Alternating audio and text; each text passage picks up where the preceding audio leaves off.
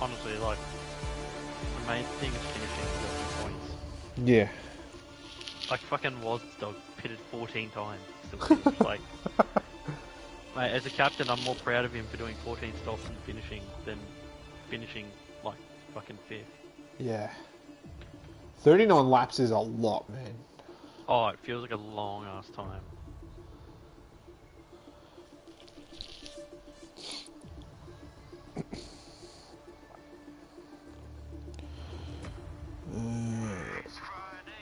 Shut up, I know the stream's up.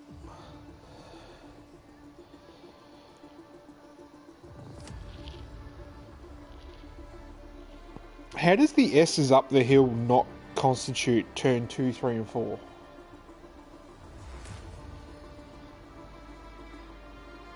Good question. It's funny because at some tracks when they need to make up corner numbers, they would make that as a corner. Oh, 100% they would. Like at Austria on the fucking... Like when you come through turn 1 and up the hill, there's a turn in there. It's just like a kink. Yeah. It's Like, not even a kink. But it's a bigger kink than at Monaco, but it's like, no, you're taking the piss. Yeah. Like at Bahrain, the final corner's 2 corners. What? Yeah. Well, just yeah, so just like a reminder one corner to fix whatever the setting is so that people can hear me. Yeah, I fixed it. It's really fucking Yeah. annoying. It only happens sometimes, so like, Oh, really? That's even more annoying. I sometimes I try and check, but sometimes I just forget. Yeah.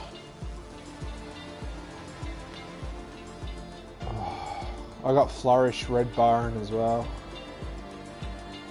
Flourish, I've got on... Yeah, Red Bar.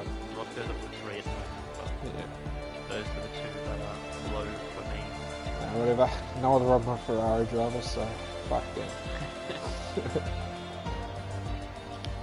Bloody Blue Dog's pretty keen for tonight, man. He's been in the Ferrari chat for about the last hour.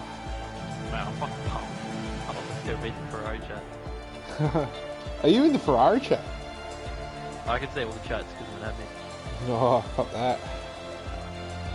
I mean, I only like to read Mercedes, Steve Bosner's fucking...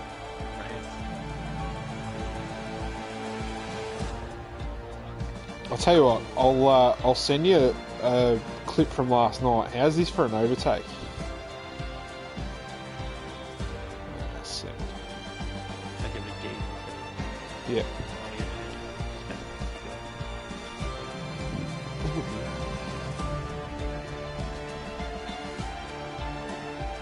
Ooh. A Red Bull and a Haas.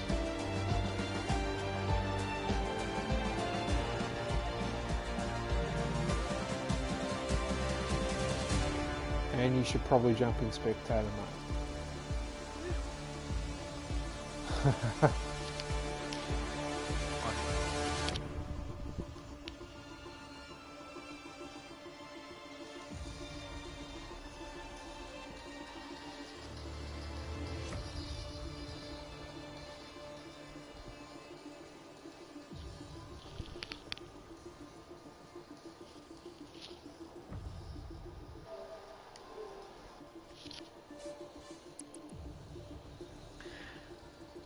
Alrighty, hello everyone, welcome back to Oceania Series Racing League for round 3 here at Monaco for Tier 2.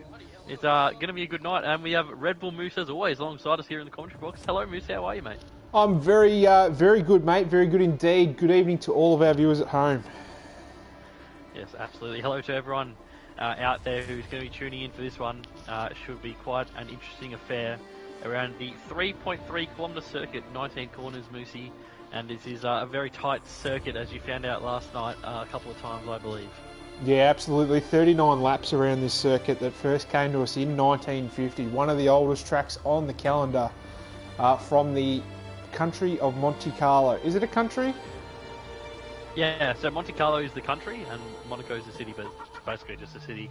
It's actually the second smallest country in the world, only behind the Vatican City.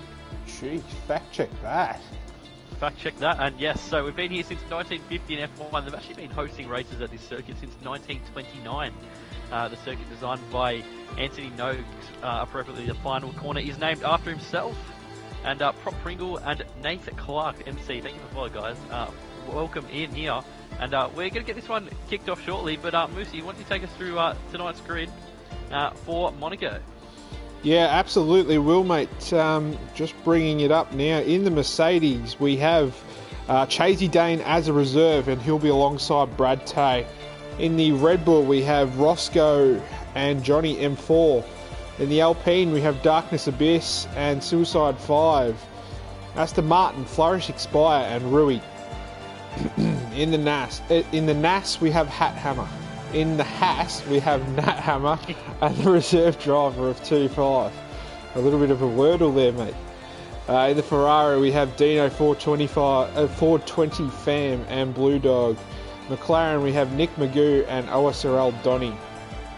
In the AlphaTauri, we have Tabbed FN as a reserve driver alongside Milligains. In the Aston Martin, we have Mr. Fury Strat alongside Tier 3 driver Absolute as a reserve again tonight. And rounding out in the Williams, we have M Stone and the Stig, mate. Yeah, that's it. So last night's race winner in Tier 3 are making another appearance here on the streets of Monte Carlo, Absolute, who took quite a convincing win for the Alfa Romeo outfit, reserving for his teammate Jay Kelly this evening, as he was not available. But probably the biggest out is Kraken, who is equal in the standings, P1 with Milligan. So Milligan's going to be liking this one. And speaking of the standings, Moosey, you can take us through how that's all looking through 2 rounds as we head into this Monaco Grand Prix. As I was saying, Kraken out. Yeah, absolutely, mate. And that's going to be a big advantage for Milligains here tonight because they're both equal on 56 points at the top of the standings. A little bit further back, we have Mr. Fury Strat on 42 points, Dino 420 Fam on 40 points, and Nat Hammer on 38 points. That's the top 5 as it stands, but all bar 6 drivers have scored some sort of points so far. So the season's still very much wide open for all the drivers. That's it. Well, VSR Roscoe makes his first appearance after his commitments to another league on GT Sport. They have just finished last week. So we have him back now, and this is his first appearance, and he's a very quick driver, mate. So we'll see if he can hit the ground running here in Monaco. Obviously, one of the more difficult and technical tracks on the calendar. Not exactly many drivers do tend to favour it, but those who do love it tend to excel here. Yeah, that's exactly right, mate. And you've hit the nail right on the head. It's a very technical track where I think I said to my wife last night that I had not blinked for about an hour. The concentration level is just that extreme that if you blink, you're likely to make a mistake. And we saw a few drivers make that mistake last night and pay the ultimate price for it. Having said that, there has been a safety car glitch in the social race and the Tier 3 race last night. So not sure if it's an in-game issue with the Monaco circuit or whether the last 2 nights have just been very fortunate. But yeah, no safety car last night at all. Yeah, absolutely. So we'll see if it does make an appearance tonight. But just quickly, we'll go through the constructors, mate. We've got Haas up there in P1, the Colgate car up there. They're on 177, leading from Ferrari, who's on 111. So a very big gap between number 1 and number 2, and then it's very tight all the way down to Williams there in P8, and Red Bull and McLaren are bringing up the rear stands. But only 2 rounds have happened so far, so plenty of time to recover some points. We're just waiting for a couple more drivers to come into the session, Moosey. Yeah, we are. Yeah, we're just seeing one of the hierarchy asking if any of the Tier 3 drivers are available to jump in. So I'm not sure who we're missing at the moment. We are missing a Red Bull. We're missing Johnny M4 in the Red Bull, and we're missing Rui in the Aston Martin, mate. So I believe that they're trying to sort a couple of last-minute reserves. We had a couple of people on standby, I believe. So probably just waiting for them to, giving them a couple more minutes to get into the session. So that gives us a couple more time to hype this up, and we'll say hello to everyone in the chat. So Jidoku, hello to you, my friend. Nat Hammer, good luck to tonight, mate. Hope you can navigate the streets nice and securely, safely. Sport 170 for the follow, thank you, mate. We appreciate it. Shaq's in the chat, hello, mate. Bozza, thank you. And everyone, while you're out there listening, get your hashtag AskDeezy and Moose in the chat. We'll answer all of your questions, motorsport F1 related. Obviously, Moose, we had just the announcement about Japan being cancelled, unfortunately. So another year without Suzuka on the calendar. Yeah, mate, it was always going to happen, I think, and it's probably better that the Formula One guys have announced it as early as they can and given it all the opportunity to happen. But yeah, unfortunately, we will miss out on the Japanese Grand Prix once again, and it's a big loss. We'll be fair, but I for one hate Japan, so I'm happy with it. Yeah, well, obviously it still features in the OSRL calendar. Well, we can actually have a look at that quickly. Japan Suzuka is round 17, mate. So you've got quite a few rounds to go in between us, but it will still feature on our calendar. But I had hope. I initially thought that it wasn't going to happen, and then they had the Olympics, and it gave me a bit of hope that they might be able to do it. But obviously, they've made the call early that they won't be able to go ahead with it. So another year without Suzuka, which is such a shame because it is a great track to watch the cars going around. We have a first Ask Moosey for the night, or it's an Ask Mousey. So I'm not sure if Nick Magoo knows how to spell moose, but it is a double O, mate. Why is this track so difficult, mate? It's because the barriers are so close to the circuit. There's no room to outbrake yourself. There's no room to run a little bit wide. These walls will absolutely punish you, and they will give you some sort of body damage very, very easily. So that's why this is a little bit of a difficult track. Yes, absolutely. Obviously, a lot of the circuits these days have a lot of runoff area, or it might not just be asphalt runoff, but even grass gives you a bit more room between the barriers. But here at Monaco, you're right up against the barriers for the entirety of the 3.3 kilometres around all 19 corners. So there's always the opportunity to make a mistake at basically any of the corners here on the circuit. Yeah, absolutely, mate. And we're still waiting on a couple of drivers. They're doing their best, I think, to try and get a couple of people in. We did have a question. Is there a penalty for no shows? And I'm not sure, mate, actually. I probably should know that. But I'm not a steward, but I am an admin, so I guess... No, I'm not laughing at that. That part of it doesn't exactly...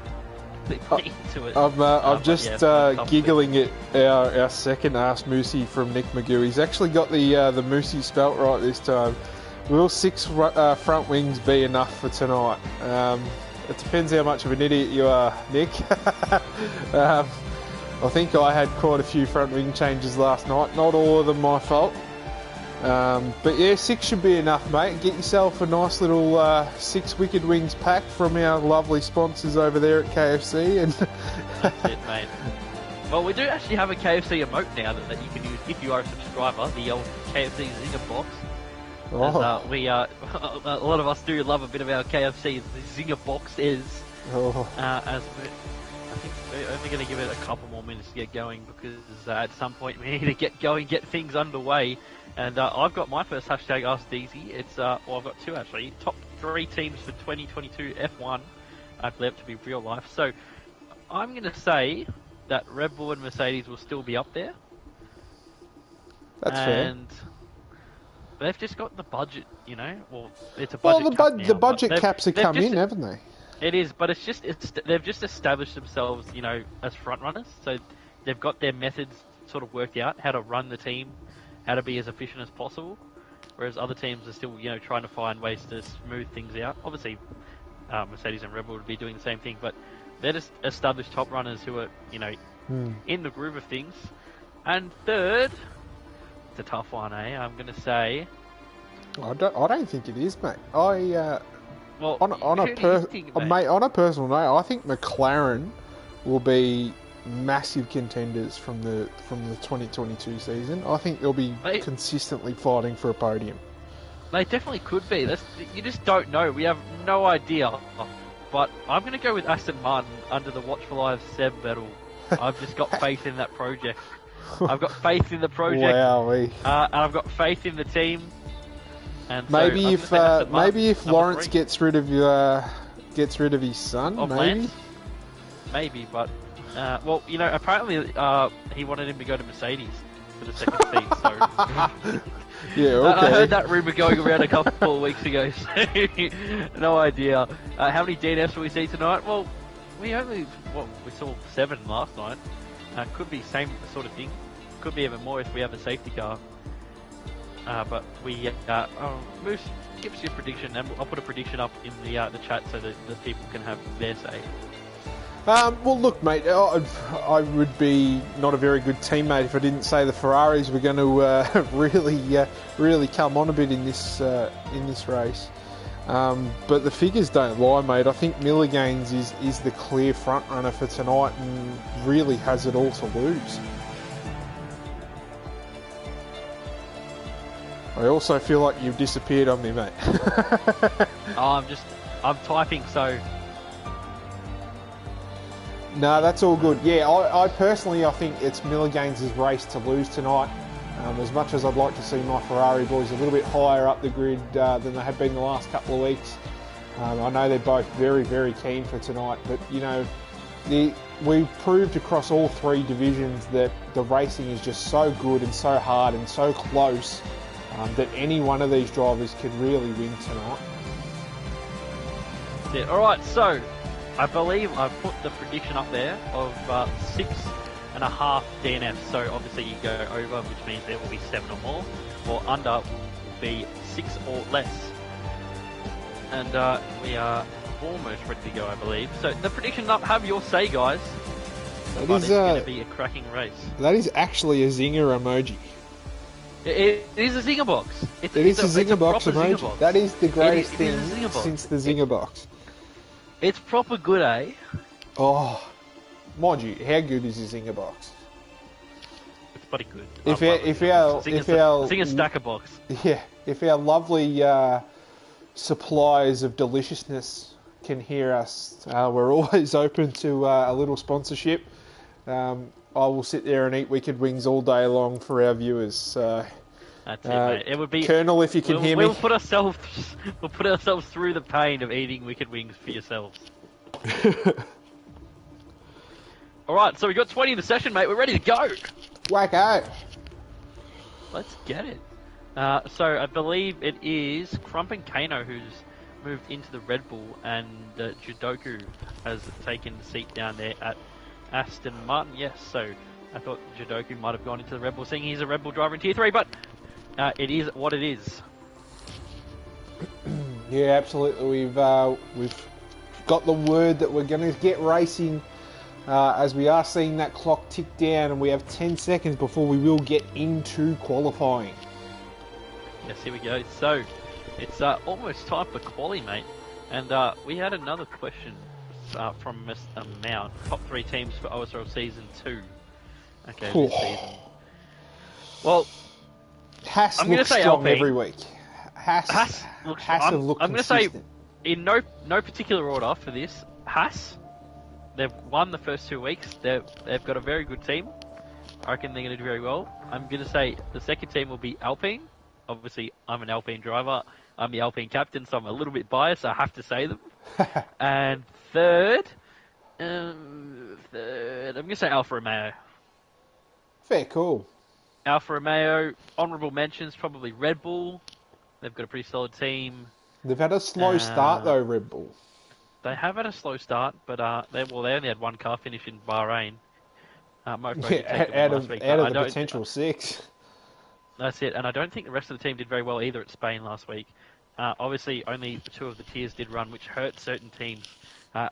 Probably including Red Bull. They've got a pretty good Tier 3 side, as well as the Alfa Romeo Alpine squad. But here we go. We're into the session. Yes, we are. Yeah, Mofo, I was just saying that. I'm not quite sure about that.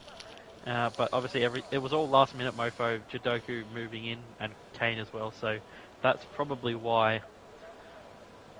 So let's say if you're a full-time driver in Tier 3 Degauss, you can reserve for Tier 2. And if you're a full-time driver in Tier 2, you can reserve for Tier 1. Obviously, Tier 1 drivers cannot reserve below because they're too quick.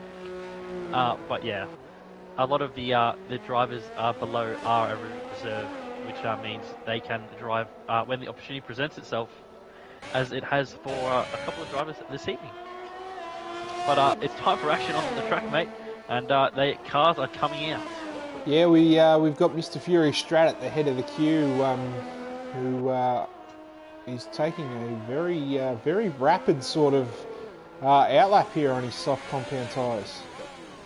Yes, he is. Well, I think the best way to get going in this session is just to get into some sort of rhythm, and that starts on the outlap. Yeah, that's exactly right, mate. You've hit the nail on the head. It's worth mentioning that we're probably going to see some sort of contact at some point throughout the night at the slowest corner on the F1 calendar, and that is there at turn, I think it's 4 or 5, mate. Correct me if I'm wrong. I think it's 6 actually is the hairpin. I wasn't using corner numbers here last night because this track has such iconic corner names. So Fury coming through Raskas now, and now Anthony Noakes, the final corner. And he's going to open up this lap, and Moosey, you can take us through it. Yeah, absolutely, will do, mate. Into turn 1 he comes. I found it a little bit easier just to ease off the accelerator and ride that curb a little bit on the inside to get a really nice exit out of turn 1. Comes up through this next part of the lap. Very quick direction change there. You want to try and get off that hill just on that left side, as he's done very nicely. As he comes down through there and into this, the slowest corner on the Formula 1 calendar. There is a little bit of a way you can get around it this year for those boys on a wheel that can drift. We are seeing a yellow flag, Absolute, just staying out of the way there very, very nicely. As into the tunnel, Mr. Fury Strat comes. It's looking like a very tidy lap so far. Nice and late on the brakes. Get us close to those bollards and those... I don't even know what they're called, the walls, as you dare to get as he's coming into the swimming pool. That's a very quick twisting, turning part of the track there, as he's just coming into Raskas again. Now we have a little bit of lap traffic, won't hamper him too much though, and that is a very nice lap that we have sat on board with a 1:10.5. So 10.5, the pole time last night was a 10.1, so we're getting close to that already as more of the drivers are coming through. We've got Darkness Abyss just exiting Anthony Noakes, the final corner now, to set his first lap of the session, the second lap time in the session. What's he got in the Alpine? It's a 1:11.5, so expect to see drivers just setting slower laps and get into some sort of rhythm as the session goes on, and the laps will definitely ramp up as Shidoku goes in third position. And then Suicide 5 pips him at a 11.7 there. We've got a Ferrari coming out of the final corner, one of your teammates. I believe it to be Blue Dog. Yes, it is Blue Dog. He's coming around the final corner. Here he goes, and up into first already. And you did say to me that Blue Dog was feeling good this evening. Yeah, he's been in the Ferrari chat. We do have chats for our teams on the Discord app. He has been in the chat, just saying that he's a little bit pumped for tonight, and I think he's got a little bit of a podium vibe about him tonight, I feel. Yeah, well, Blue Dog, he's very good on his day, as Bronte's gone up into second now. Nat Hammer in the Haas has gone on to provisional pole. Nick Magoo has gone into fourth. Absolute, last night's race win, has already pumped in a 10.3, so he's pumping up the times from last night. Chasey Dane reserving in the Mercedes. He's put in a nice little lap time there at 10.9 to kick off his session.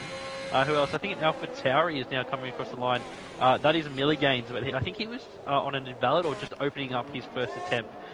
So let's ride on board with Milligains, equal championship leader at the moment. So now, up through Massaday and to Casino, his right-hander, flick it through. Stay as close to the inside of Apex as you can, and now avoiding that bump down the hill towards this corner here, and now to the hairpin, the Grand Hotel hairpin, the Lowe's hairpin, whatever you want to call it. And now rising down, descending down the hill towards Portier here, where we saw Pascal Verline flipped up on his side in the wall in 2017. And he's got a McLaren awkwardly in the inside of the tunnel there, but makes it through unscathed as Brate improves again to go on to top. He's seen some qualifying much better than he was at the start of the season, so Brate looking good as well. But Milligains is now coming through to back the fastest corner on the circuit. It's very quick, and now through swimming pool. Lap traffic getting out of the way nicely, that Alfa Romeo, and it's hit the wall a couple of times in this second sector and third sector. but he's going to complete the lap as he's coming through Raskas and Anthony Nogues now for the AlphaTauri squad. What's he going to set here? He's been very strong qualifying so far this season, and his third provisionally as an Alpha. He was very close to him at the exit of the pit lane. You've just got to be careful with that one, as Darkness Abyss has a 5-second penalty for Milligains. So it's actually, it's a grid Milligains penalty. must have touched him. Milligains must have touched him then, as he was finishing off the lap. And Darkness Abyss can do nothing about that, as he's just coming out of that pit lane there. You can't go anywhere. So that's on Milligains, to be honest. Well, mate, Milligains didn't even receive a warning for that. It is just a simple 5-place grid penalty. It does say a collision with Milligains. Oh, Nuthammer, sorry, 2-5 almost does the same thing in the Haas. You've just got to take note, you cannot go that close to the wall at the finish line as cars are coming out of the pit lane. You have to be wary. Which I'm above with Roscoe. He's just about to finish off his first lap of the session. Yeah, he got a little bit trigger happy out of the last corner and just fishtailed it a little bit. So I think he's got a better time in him. Yeah, I suspect he does as well. I think Chasing Name's just come across the line. No improvement for him. And who's that? I think Darkness is moving out of the way of a Haas car. Correct. Of sorry, it is Nuthammer that Haas. But we'll go back on board with his teammate 2-5. No, that's just Jodoku going slowly. Mate, there is action aplenty out there for sure. There is just so much going on. As Flourish, I've just watched invalidate his lap. Everyone fighting for a little bit of track position, mate. Yeah, absolutely. Especially here in Q1 when all 20 of the drivers are in the session. That's when the track is going to be at its busiest. Ronnie, your boy, thank you for the follow, mate. Appreciate it. Welcome. We have 10 minutes remaining, so only 8 minutes has elapsed through the session. Here comes the Stig, and only slightly improves by 200 this time. So sitting there in P10, but I'm sure he'd like to find a bit more time throughout the rest of this Q1 session. Yeah, that's it, mate. I'm just on board. I'm on board with Dino 420 fam as he's just coming through the hairpin and into Portier. He's just gone around. Mate, I am on board with the Googling of corner names. I've just downloaded a track map, so... There you go, mate. Oh, as Dino gets very out of shape there. That's not the fastest way around that corner. Let's see if he can finish off now as he comes through the swimming pool. Very, very attacking. Might have just touched his front wing there on the exit. But comes through Raskas and he continues on with his lap. So Dino 420, what sort of lap time has he got in him? He has got a 110.3, mate. That's the first time that Blue Dog has had better one lap pace than Dino 420 fan. Yeah, for the season, obviously Dino has set his lap time just then. Might have a bit more as we've clicked up. He had a couple of mistakes there throughout the lap. As Donny in the McLaren puts it only 14th provisionally. He looked like he was in trouble last week, but then he was up. In Q1 he was really in trouble, but then he put it P5 in Q3. So Donny, he can pull a lap out when he needs to, but we'll go on board with Flourishing Spy in the Aston Martin. Yet to set a lap time. He's just coming through Portier now. And into the tunnel, the Ferrari, I think, of Dino moves out of the way nicely. Yes, it is Dino. And this is where you can really find a lot of lap time here from this point to the finish line. You got to cut that curve very nicely, not unsettle the rear, and then get on the traction as he just struggled a little bit, and now throw it through to back, run it right out to the wall, keep it wide for the entry of swimming pool. And he's invalidated there. He invalidated, just took a little bit too much of that curve. You got to hit it right this year. It's much more difficult. It can throw you right into the barrier or into a spin. So you got to be very careful there, be wary. So he'll go again. I think Tabbed is out there in the AlphaTauri. He's gone purple in the first sector, mate. Yeah, he definitely has, and he's just completely lagged into a different position. A big lag spike. I did think he looked to go deeper, then he lagged to the exit of the hairpin. So there you go. That's an interesting line. Is that a way you can hack to get more time through, through the hairpin there? Is this a new exploit? As Dino's out! Dino is out. And Dino's out up at Casino. And we'll go on board with Donny. Oh, well, it's Nick Magoo, actually. It is Nick Magoo. Some sort of vision. But yeah, Dino having trouble there. And we'll see what side of the track it's on the far side of Casino. Wow. So either carrying a bit too much speed Nick in or just Magoo. going in deep on the brakes. Nick Magoo has very just lucky to avoid avoided him. disaster. Very lucky. And I think when you see a yellow out in qualifying or even in the race, you've just got to back off. And we're hearing from Bosma that he clipped the inside wall and it sent him straight into the left-hand side on the exit. So Dino is out and he will not be participating in any part of qualifying, and I suspect that he won't even make it to the top 15. Yeah, that's incredibly hard luck there for Dino 420 fam. He's definitely one of the quicker drivers in this Tier 2 competition, and we all know how incredibly difficult it is to overtake here at Monaco. So he will be pushing it uphill. I'll tell you what, Nick Magoo, despite almost smacking into Dino, he's up on his time and he does improve slightly. So even with that complication up there in the first sector, he found some time throughout the lap. So good on Nick Magoo. He definitely got a bit more, as he won't have to navigate Dino 420 fam on this occasion. At 2.5 final corner, he's just invited. So I think we missed Tab setting his lap time, but Tab went up into third, mate, in AlphaTauri. That's a very good lap time. Tab reserving this evening. I think it's in the Red Bull colours last week. So he's almost participating in a full-time driver role at this position, but he's in a different team every week as Milligains improves on his time, and he's up into second. But I want to touch on Brad Tay, mate. He didn't have the best of the start of the season in terms of qualifying. We know he has great race pace, but now he looks to be delivering it in qualifying, where in Monaco it is of vital importance, and it's going to set him up for a very good result. Yeah, absolutely. And if he can carry this pace through to Q2 and Q3, he's going to be quite handy in the race tonight. Yeah, 100%. M Stone for Williams. He's just coming around the hairpin now for his first attempt here in the session. But qualifying is everything. Well, qualifying is everything if you manage to keep it out of the walls. So I think keeping it out of the walls is the most important thing. And then the second most important thing is qualifying as close to the front as possible. And arguably, you probably would rather be at the back of the grid than in the middle. Yeah, not necessarily. I got a pretty good start last night from 12th on the grid. Got a little bit of contact on the way up the hill, which I carried side pod damage through the whole race. So it not necessarily hampered me too much because I was never going to be playing with the big boys last night. But yeah, the middle's definitely not the worst place to be, as M-Stone sets a 110.2. Yeah, I see your point there, mate. It's just the only thing is, in the middle, you're much more subject to first lap contact. But as you were saying, lap 1 was very clean last night for Tier 3, so that was definitely one thing that was pretty impressive. It looked like there might have been a few small touches, but there was nothing major, which is can be hard to avoid here in Monaco.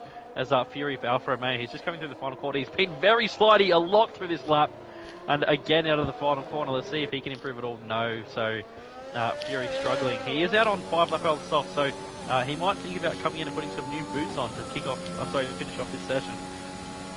Yeah, mate, I was just riding on board with M-Stone for his in-lap, and it looks like at the top of the hill where Dino crashed out at Casino there is a big chunk of Ferrari front wing just hanging out on the...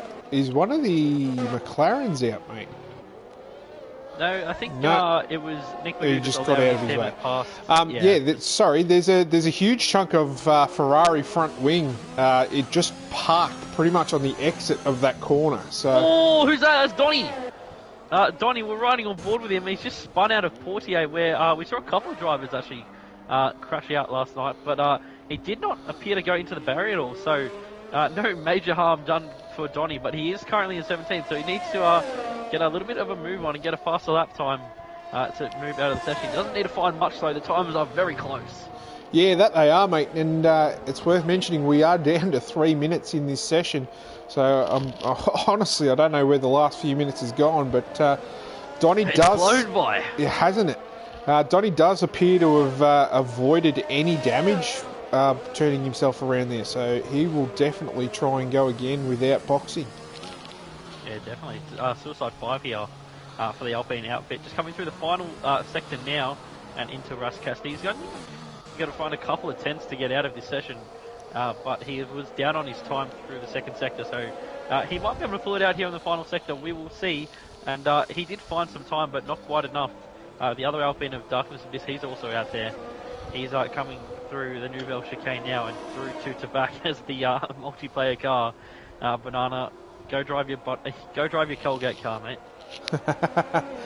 Well, mate, I don't know if you've noticed, but Crumping Kano hasn't set a lap time, and he's not even coming out of the pits. He's done that a couple of weeks in a row now, I'm pretty sure. He did that last night. I think Kane just wanting to start at the back. Just to try and avoid any of the melee. That's fair. Each to their own, eh? Yeah, that's it. So with about a minute and a half... Sorry, mate. No, we saw last night, I think all of the bottom 5 actually finished inside of the top 12. So, it just shows you just got to keep the car out of the walls here and you'll be in for a good points scoring position. Yeah, absolutely. Speaking about keeping it out of the wall, Suicide 5 is about 4.5 tenths up. As he touches the wall! That's what you call trigger happy. He still improved on his time despite that, but only stays 19th. And I suspect a bit of that front wing will be missing. Yeah. Yes, it is. So he will not be able to improve. Jidoku, he set a lap time that did not improve him. And he's inverted in the next one down at corner number 1 at centre. The stick. Mate, I've just got a really good look at what that is on the exit of Casino. It is a tyre. It's a big tyre. It's a big soft compound tyre. I didn't see that before. I think that the drivers cannot see that. It's just a spectator glitch, I believe. That's fair. So I do believe that it's a spectator glitch. It doesn't cause any harm to the cars out there. So no worries for them out there. As especially if we're not running a simulation damage model, which other leagues do. If you see a front wing out there, you do have to avoid it, or else it can give you a puncture. As we see in real life, as cars run over debris. Donny, he's up a couple tenths on his time, and if he can keep it through the rest of the lap, he should be able to get out of qualifying, and he might be able to pit Dino. Darkness sitting there in 14th in the pit lane. He might be feeling a little bit nervous at this point. So here comes Donny. Oh, Donny's just missed out. Donny, but he will be able to go again. He's just made it to the checkered flag. Jidoku, he's just kicked off another lap. The stick's coming through screen pull invalid. So that is stick session over. Suicide 5 just crossed the line as well. He wasn't able to improve with that broken front wing. So Jidoku not improving. Suicide 5. Yes, Suicide 5 not improving. So, well, Jidoku's got the rest of the lap to go. Only 1/10 down in the first sector, so he might be able to find some time. Yeah. As he's coming through 48 now. There's a lot of lap time. You just got to get the right lines. It's just about getting the right lap time. The right line and the right break-in point, and you'll set yourself up for a good little lap time. So hooks up the Nouvelle Chicane there quite nicely actually, and gets a good exit. And now here's a lot of lap time here through to back, swings it in, run it right out to the wall. As he's struggling on battery, mate, but it's not exactly of vital importance here in Monaco. But he is half a second down on his time, so he's going to have a mighty very lucky to not invalidate touch the wall there. Big slide off the inside wall there and into the wall again. So Jidoku will be out of this session, unfortunately. Donny made it to the checkered flag. Can he improve? No. He got very trigger happy out of the final corner as well. It's a very easy mistake to make at that final corner. So we will go through with 14, mate. Yes, we will go with 14. So Dino managed to stay there in 15, which I guess he'll be tanking his lucky stars a little bit in that he won't be starting further back. But yeah, the final corner is just easy to get a bit trigger happy. On the left-hand side, up against the wall, the track just dips down a little bit. It's a bit off-cambered, which means you can just slide. You're already sliding through there, and traction is a little bit harder, and it's just easy to get a little bit too eager, as we see a lot of drivers do. Yeah, well, I did it myself last night, mate. On the first run in Q2, I'm pretty sure I had a fairly nice lap time in the bag, and absolutely lit up the medium compound tyres coming out of the final corner, and was pretty much sideways, mate. So very easy to do, for sure. That's it, mate. So King Burger, g'day. How are you? Yes, King Burger, hello to you. What time zone? We're in Australia. We are operating on the East Coast timeline, so Sydney time. It's UTC plus 10, and it's currently 8:03 p.m. here. And so Brad Tay on top. So I just pumped his tyres up a little bit, so hopefully he can do me well. And so he is in P1 at the moment, and Nick Magoo and Milliganes in second and third. So it is very close there at the top between between everyone, really. It's all the way down to 15th is 7/10 of a second. So every little bit counts. And greetings from Germany. Well, hello to you, mate. Well, guten Tag. I'm pretty sure it's just after. It is just after lunchtime there. I'm pretty sure. So, guten Tag, wie geht's? And it's good to have you with us. Yes, hello. So Brad Tate from Mercedes looking good. Hopefully he can deliver a strong performance throughout the rest of the sessions. And will we see a bit of the medium tie here in Q2? I suspect we will, but with the grid so close, you really have to deliver a good lap time to get through. Yeah, that you do, mate. Did you get a little bit stuck there when I said wie geht's? Yeah, a little bit. Good tags about the extent of my my German. So wie geht's in German is pretty much a how are you.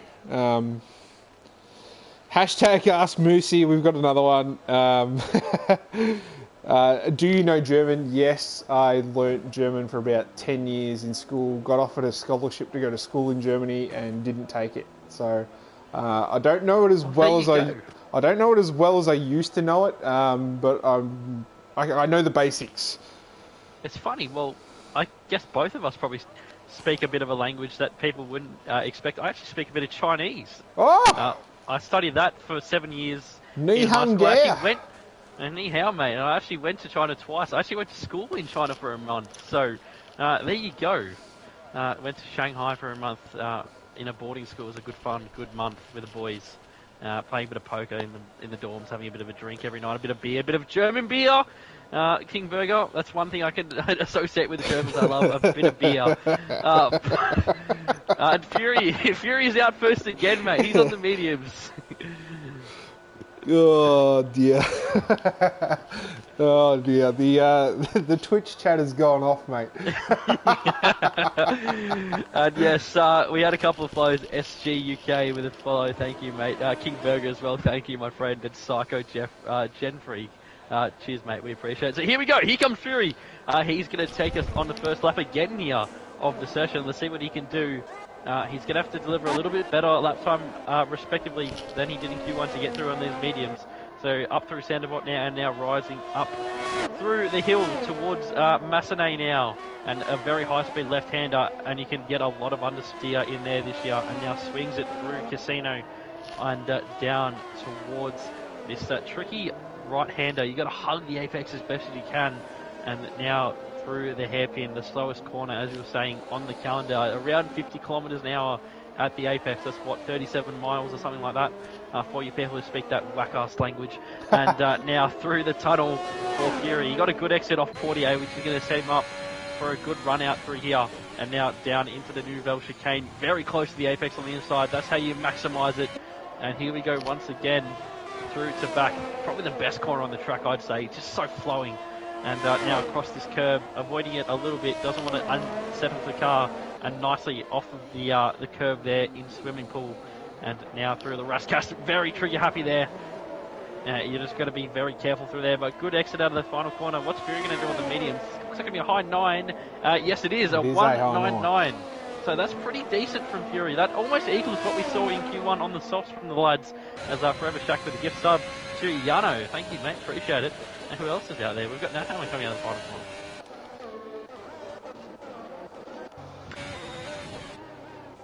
A back-off lap, I suspect, the Nuthammer as Brad goes up into the 10s on the mediums. And he was P1, so I think that really shows how good Fury's lap was there. Yeah, it's an absolute red-hot lap there from Fury. I wouldn't suspect that he would have to go again. Oh, as Nick Magoo is around, mate. Nick Magoo around sort of at the exit of the hairpin. So maybe a little bit trigger-happy through that section. Obviously, a lot of drivers are running through there in first or second gear. It doesn't take much to light the rears up in those gears. No, not at all. I'm pretty sure you've hit the nail right on the head, mate. He just got trigger happy out of...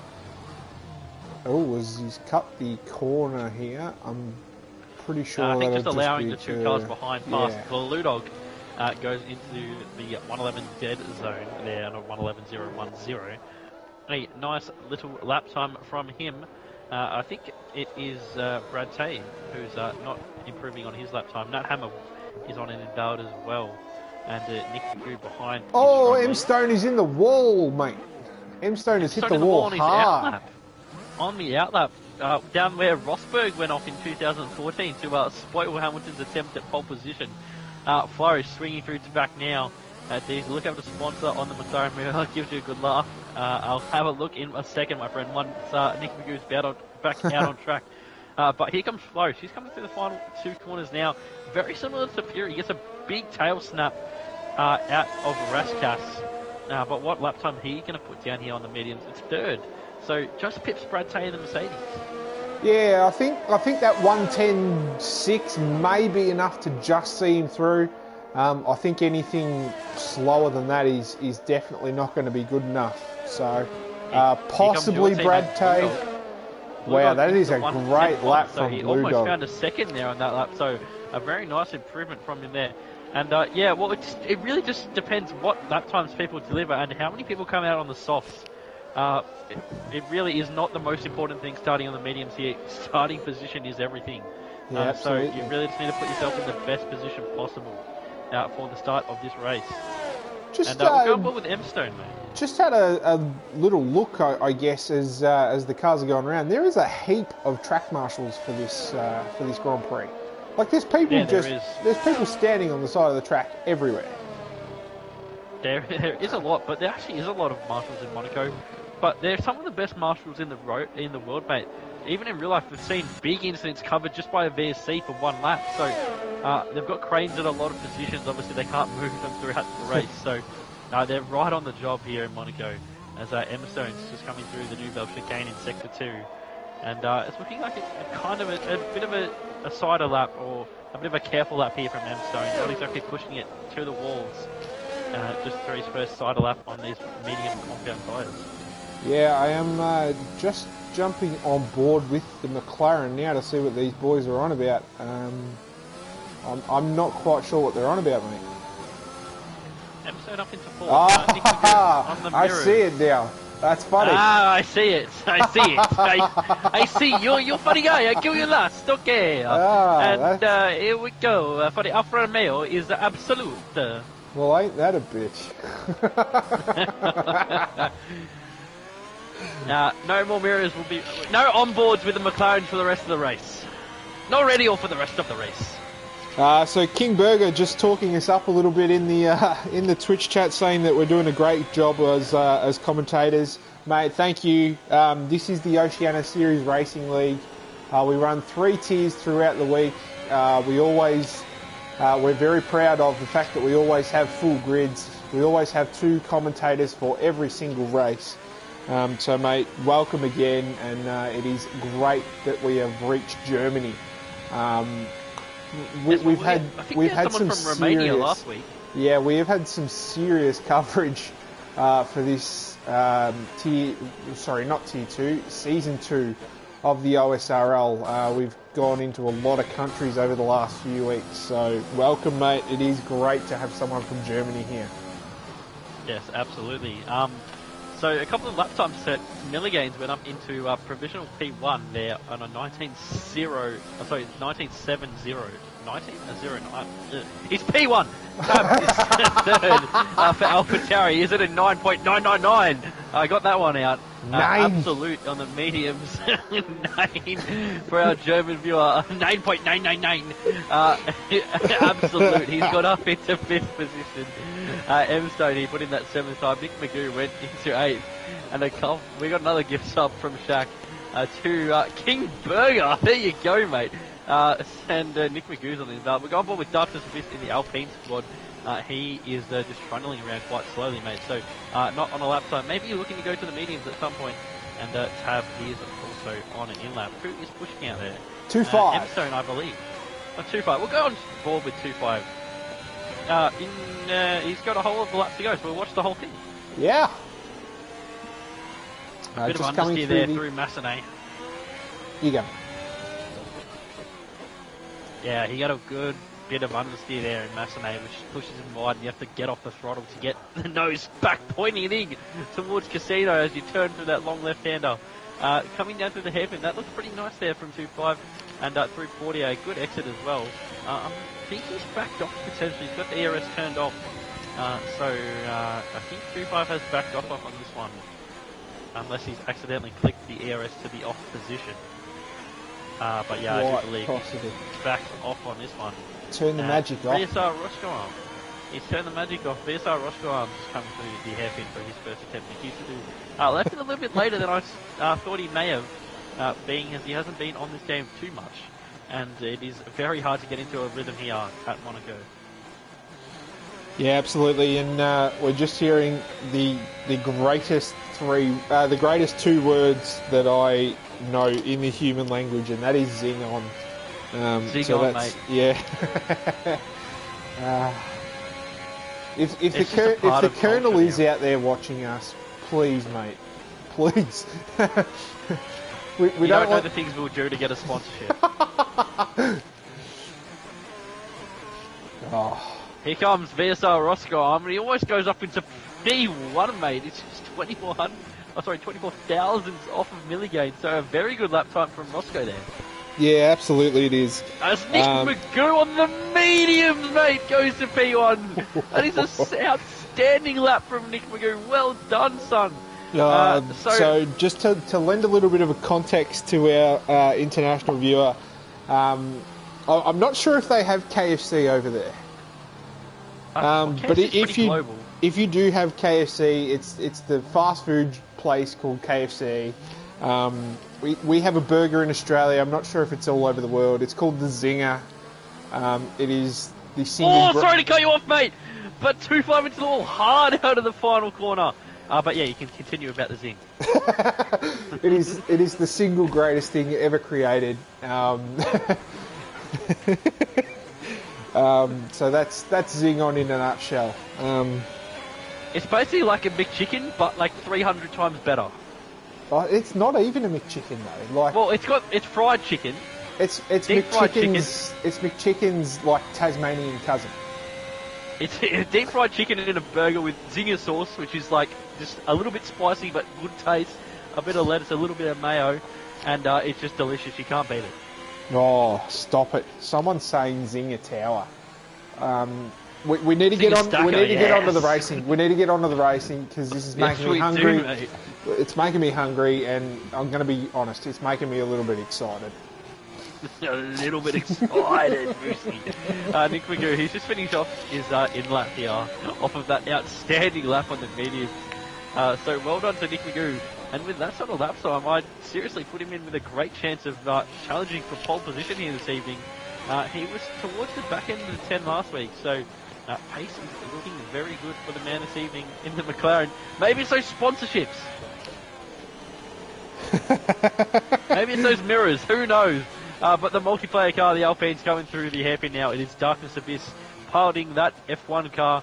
He is sporting the medium compound tyres as he's coming through 4K now. We're getting a lovely aerial shot there of the car through that entirety of that end of the Sector 1.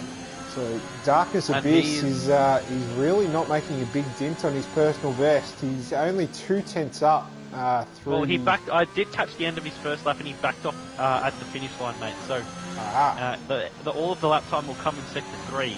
So he's just got to sort of stay even or improve. And he's half a second up on his previous best. So Darkness looking pretty good here.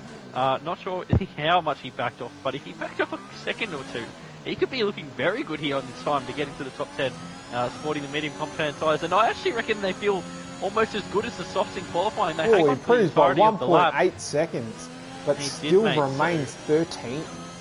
Of course, we are only going... best for this one. Sorry, mate. We are only going through with 14, don't forget. Because we lost the Ferrari of Dino 420 in Q1. That's right. Flores goes into 10th, mate. So he leaves himself just out of danger for the minute. But he will have maybe 2 attempts again, but he probably only have 1 realistic attempt with the battery to go again. So this will be his final lap. Absolute just pushing to get to the checkered flag.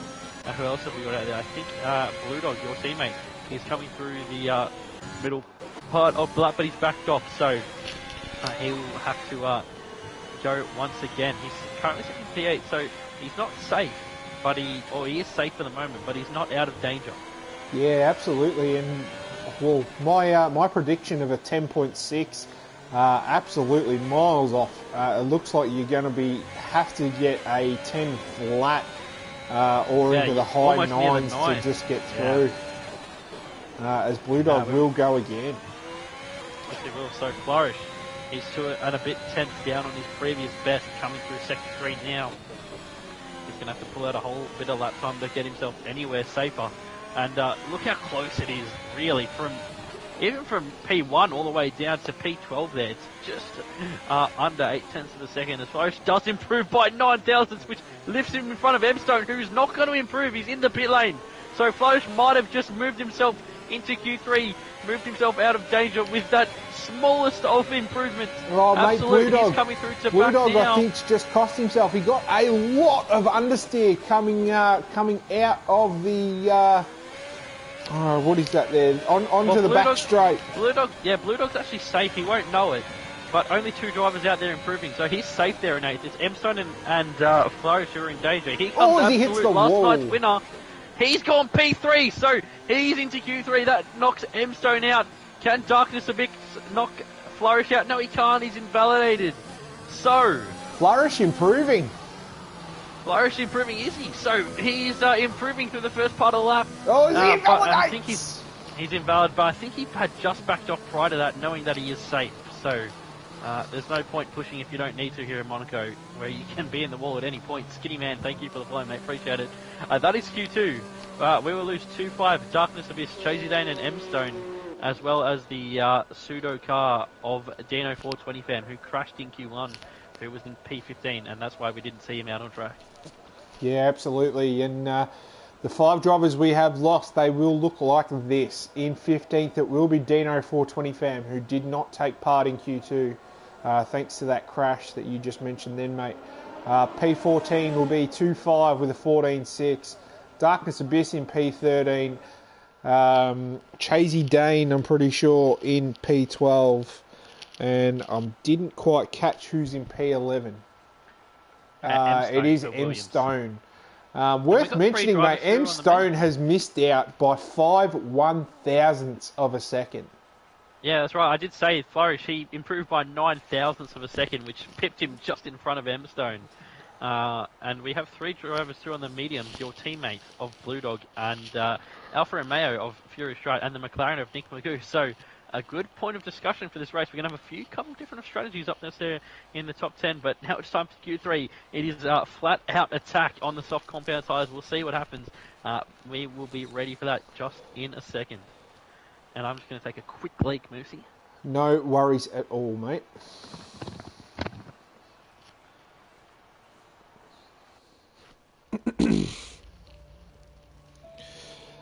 Just seeing in the chat there, those on the meds will have the biggest advantage, mate. I tend to agree and disagree with you.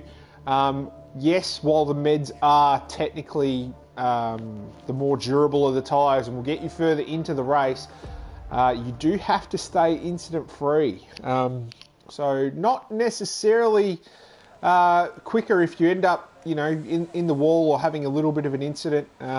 It is all about keeping your nose clean here in Monaco.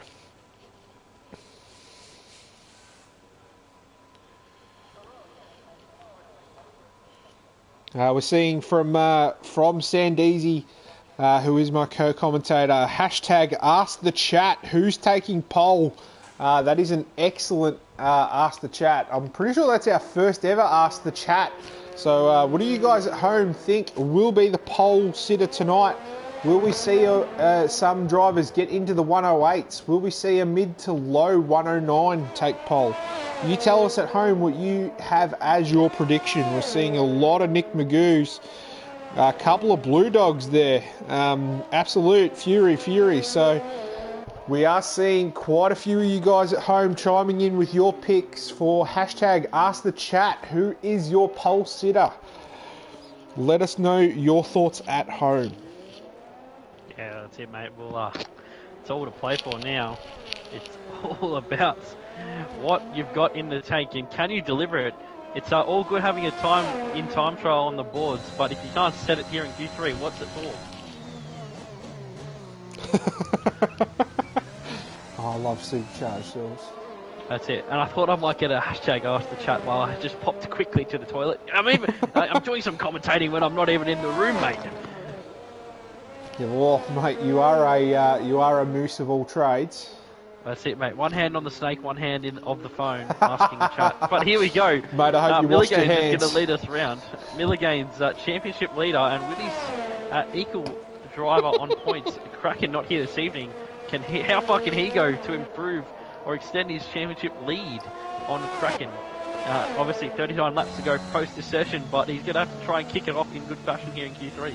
Yes, certainly is, mate. He gets a little bit, just misses the apex there a little bit there as he comes through the casino section. So not his cleanest lap, but he still is looking very, very rapid indeed, mate. Yeah, absolutely. It can be pretty fast to actually slide through some of these corners. Oh, as he just scraped his front wing along that barrier there. He did. He just ran out. He got a little bit eager on the power and just ran it sort of right up on that curb and slightly grazed the barrier. That's an invalidation.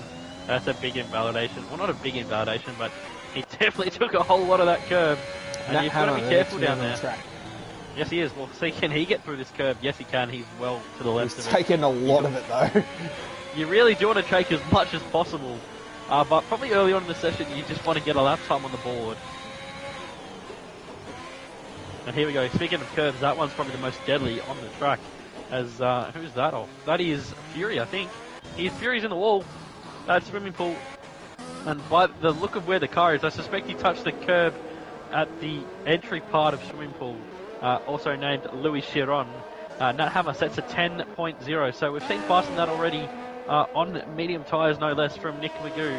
And speaking of Nick Magoo, he's coming around to the final corner as Brad Tay goes to a 10.5. Here comes Nick Magoo. Can he lay down an impressive lap time like he did in Q2? Those mediums do feel pretty good on the lap, though. And the grip is definitely different. But there you go, Nick Magoo. He's gone up to P1 there. He's about a tenth off what he set on the mediums earlier on.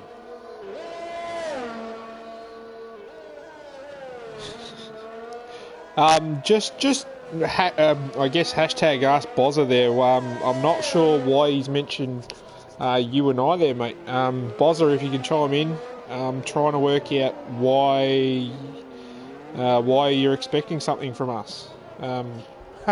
Yeah, not quite T2, sure what the go is there. I think he's saying, because Tystar said T2 is the most sus tier. We ain't sus, mate. We're just loud and proud. As Tabs put in the time for 5th and Forrest put in the time for what is 3rd position as it stands. Absolute, he's on a flying lap here. And he's closing up on the back of the house of Nat Hammer, who's just starting another lap now, I believe. But here comes Absolute. What's he got here in Q3? He went P3 at the end of Q2, and it's P3 again for him. Not quite his pole time of last night, which was a 10.1, but a pretty good lap time there. Puts him up in 3rd position at the moment. Milliganes, he's out there again after his earlier incident. And let's see what he's got for this part of the session. VSR Roscar, he's out there as well. For the Red Bull outfit, the sole Red Bull out there. And it's only Alpha Tauri and Alfa Romeo with 2 cars out here at the moment. Yeah, that it is, mate. And we're seeing... we're not seeing as many people out there as I thought we would too early. And the lap times... Oh, as Nick Magoo just taps the wall there. Oh, Roscoe, that's a very good lap time from Roscoe, mate. That it is. That's going to take some beating. Yes, it is. Milligane peeling in, so not setting his lap time. Interesting, because we saw last night, even if you just set a stinker, it can get you a place or two, and every place is important here in Monaco. And arguably, that you really want to be starting in the odd positions, which give you the inside line for the first corner. So being on the left isn't the worst, but it can put you in trouble at the exit, as you can be fed into the wall by certain drivers not being the kindest to you. But I think Blue Dog's the only one out there on the lap, and he's doing his usual, sort of going out in the middle of the session, as he might only have the one set of the fresh tyres. And 300 bits from Shaq, and he's saying zing on for Roscoe, debut pole baby. It could well be, he's looking very good at the moment. Thank you for the bits, Shaq. And Blue Dog, let's see what he's got. He went purple in the first sector, so looking good so far.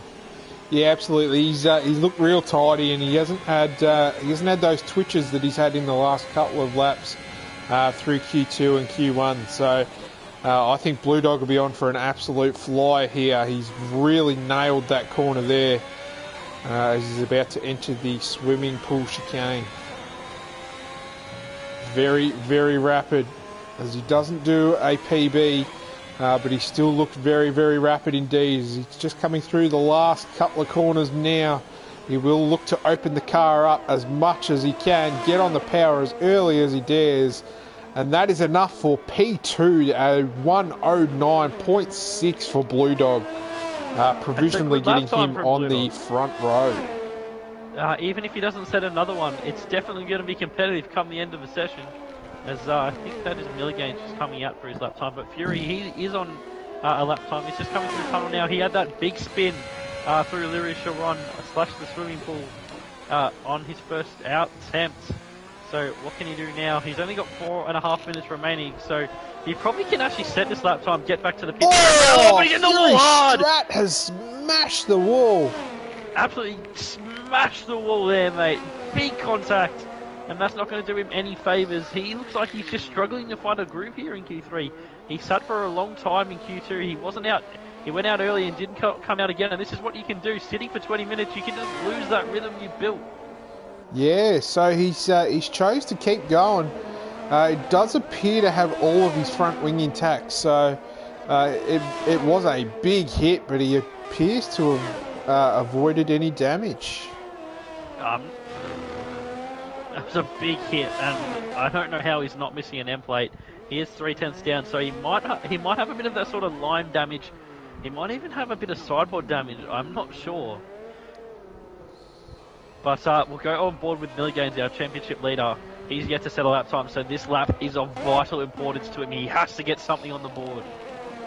Yeah, too right, and he'll be trying to pip these boys on the front row as he does a 18.3, a personal best for the first sector. So he's absolutely flying out there on his one and only attempt, I would imagine, in this Q3 session.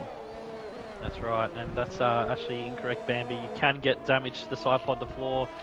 With the standard model, we have seen it throughout the season. But hello to you, my friend, as Milligain's coming through the new Velv chicane now. A little bit hesitant on a turn in. He just turned in a little bit early. He had to open the steering wheel up again, which is going to cost him lap time.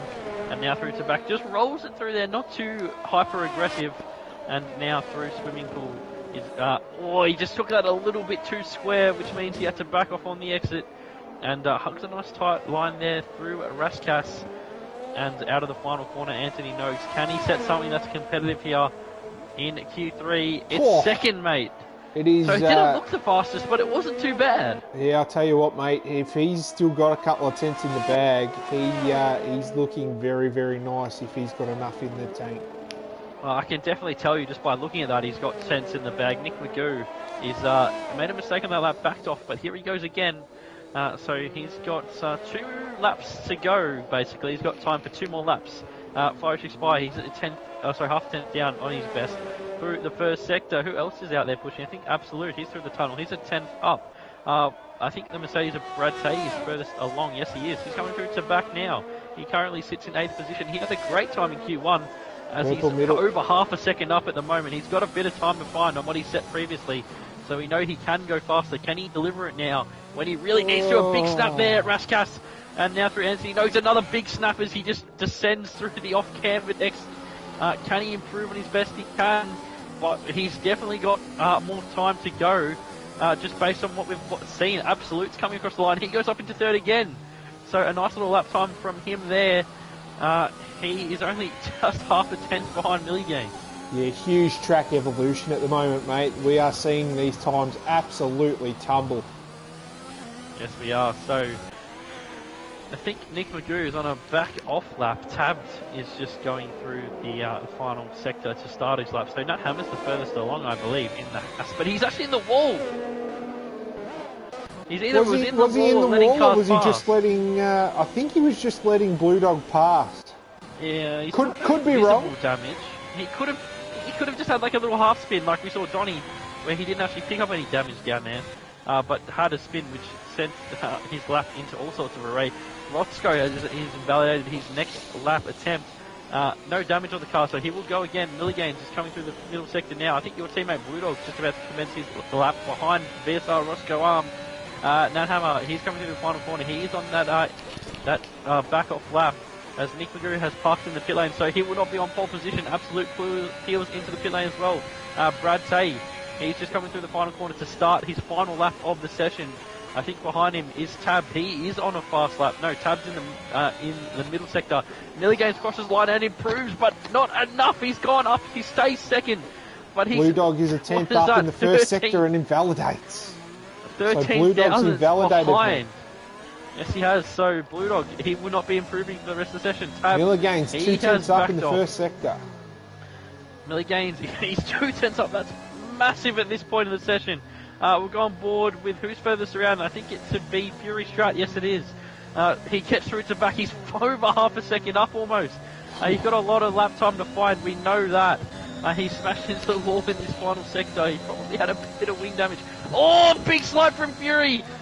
As we're really seeing him struggle this year with traction. We saw Miller Gaines is invalidated, mate. Miller Gaines has just invalidated his lap. Oh no, down at the Nouvelle chicane. As Roscoe improves. Roscoe does improve. Millie Gaines is invalidated. He will not be able to take pole position. Nuthammer on invalid as well. Brad Tay, can he do anything about it? Yes, he's the only one out there who can do anything at the moment. Can he snatch any positions here at the end of the session? No, he improves, but look how close it is between Absolute and Brad Tay. Just another 10th, he would have been right up there with Absolute. So, that's qualifying, mate. And Roscoe on his debut for Season 2 takes pole position. Yeah, that he does, mate, and he's done it pretty convincingly. He's posted 2 lap times there in Q3 that were better than everyone else. So Roscoe Yes, definitely saying, "Here I am, come and get me," to the rest of the field. Definitely, he must have put in a bit of practice to get that time out of the car. But very well done to Roscoe. Congratulations. We still have a full 39 laps ahead of us. For tonight's processions, and anything can happen. Hopefully the safety car is in play tonight, Moose. Well, mate, yeah, absolutely. It'll definitely keep the racing close, that is for certain. So Roscoe is on pole in his OSRL Season 2 debut here tonight. 109.1 is pretty much as good as we've seen from anyone, and I think even a couple of the boys tomorrow night will struggle to beat that. Yeah, very good lap time from Roscoe. Obviously, he did have the Q3 track, so in Q1 the track isn't quite at it, so it can be hard to beat that lap time early on. But yeah, it's a good lap time from Roscoe. It's a good lap time from everyone down to Nathammer, all in the 10s, or all in the 9s basically. Nathammer just outside of the 9s, so a very good one. And Shaq saying he's going to do an 8.2 Baker tomorrow night. Shaq, are you talking about me? Because, I'm quite a bit of a Monaco specialist, but we'll wait to see. But it's not Tier 1, it's Tier 2, and we're about to get into the action.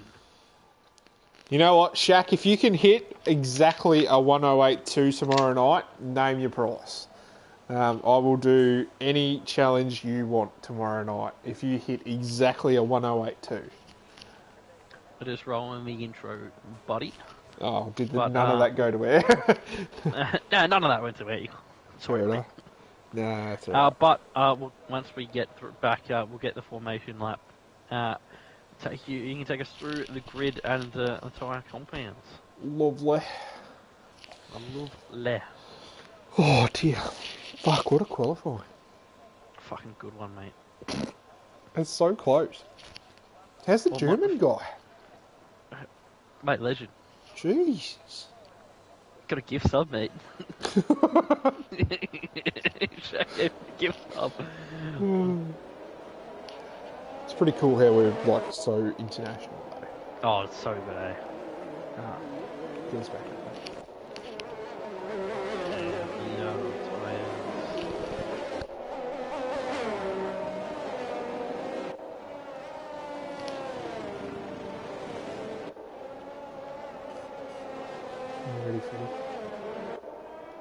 Alrighty, we're back. We're back on the formation lap, and Moosey, you can take us through the grid for tonight's Monaco Grand Prix. Yeah, absolutely, mate. On pole, we have VSR Roscoe. He'll be joined on the front row by Millie Gaines. Absolute 97 in P3, Blue Dog P4, but more importantly on those medium compound tyres. Flourish Expire, P5. Nick Magoo, P6, also on the mediums. Brad Tay, Nat Hammer occupy the 4th row of the grid. And Mr. Fury, Strat and Tabbed in P9 and P10 respectively. P11 for M-Stone, P12 is Chasey Dane. P13, only one of only 2 men on the hard compound tyres is 2.5. Dino 420 fam, he's on the soft compound tyre down there in P14. 15th is OSRL Donny, P16 for the Stig, 17th for Judoku, P18 for Darkness Abyss, P19 for Suicide 5, and P20 for Crump and Kano, mate. That's it. So we actually finally see Kane out on track tonight. So one Red Bull in P1, the other one's down there in 20th. So they've got the field sandwiched as Roscoe's pulling up on the grid.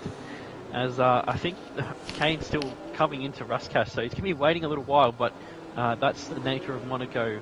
It's pretty hard to follow, even on the formation lap. Yeah, that it is, mate. And Roscoe looks like he's just struggling a little bit with internet connection. So hopefully... He looks good on my screen. He's not bouncing around on my screen. No, he's not bouncing around. He's just got that little 3 bars thing.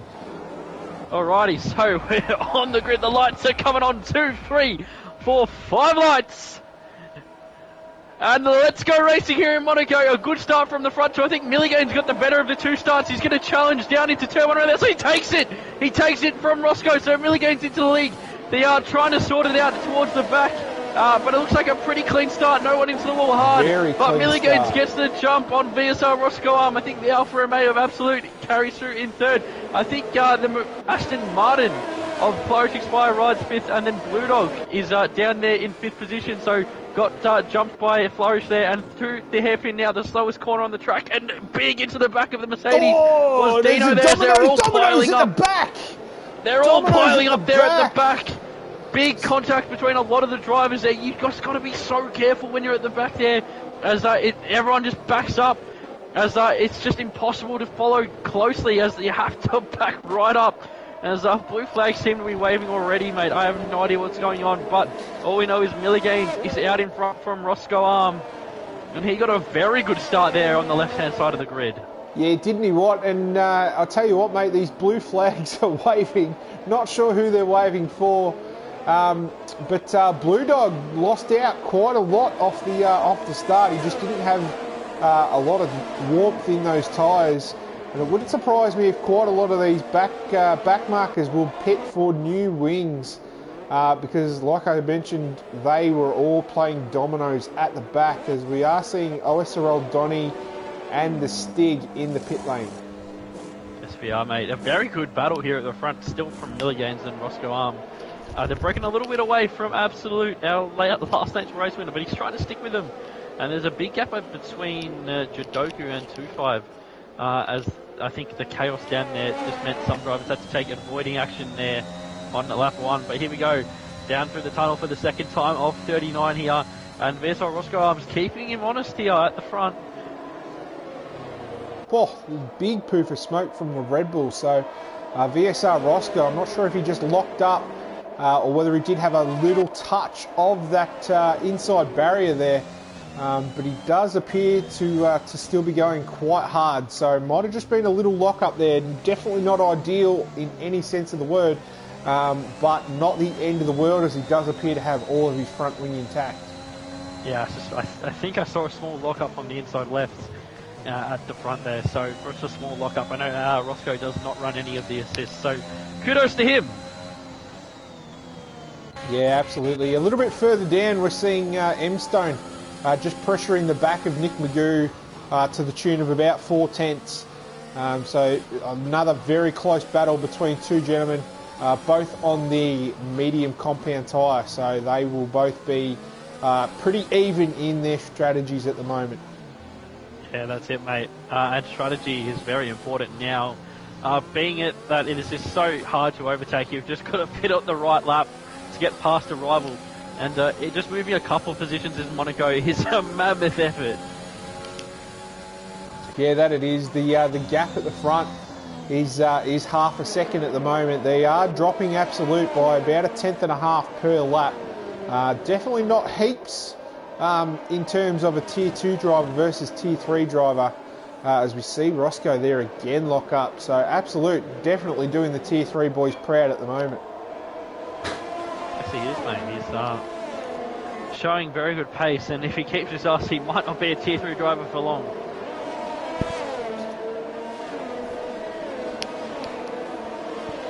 As we're already seeing a penalty for one of our drivers. I'll just wander over to that.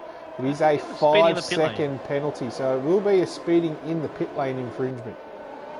Yeah, so Donny struggling. The pit entry here is very hard to get right, especially if you've got cars right up behind you. You really do have to slow up, but there's nowhere to go as you come out of Raskas into that pit lane. So Flourish already with a 3-second time penalty for multiple warnings. So he's definitely trying to find a few extra centimetres of track. I suspect that means he's feeling the pressure, mate, because, well, at least personally, I only find that I find the track limit warnings when I'm under pressure here, so he might be struggling a bit with, I think, the Ferrari. Oh, he's in the wall! Roscoe has just hit a big touch of the wall. Doesn't appear to have a big snap there. Doesn't appear to have any end plate damage, but that definitely will have been a little bit of a brown skiddy in his jocks moment. As he's got a huge snap there out of the swimming pool. Yes, he did. Tab sets the fastest lap. Where is he? He is down there, just trying to get onto the back of the cars in front. As Roscoe's still charging, so front wing must be intact. He's really following close Milligains. We saw he did have the pace on Milligains in qualifying, so it might be a bit of a tango here for the first part of this lap before we see any pit stops. But Roscoe really needs to call it right and get the undercut on Milligains if he wants to win this race. Yeah, he just looks to have so much more pace at the moment that I don't think that Milligains, unless Milligains is just sandbagging it a little bit, I don't think Milligains will be able to do too much if Roscoe does decide to go the undercut. If I'm honest, if Milligains holds onto the position through the pit stops, there's no reason he can't win. If he doesn't make mistakes and he holds his lines and gets good exit out of corners, there's no reason why he can't win. There's no reason he can't win at all. He's a very quick driver, isn't he? But Roscoe's definitely got the pace advantage tonight. It's just a matter of calling the right strategy.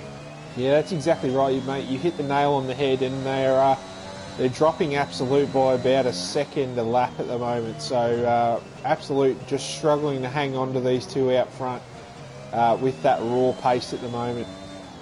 That's it. Blue Dog's hustling the back of Flourish here.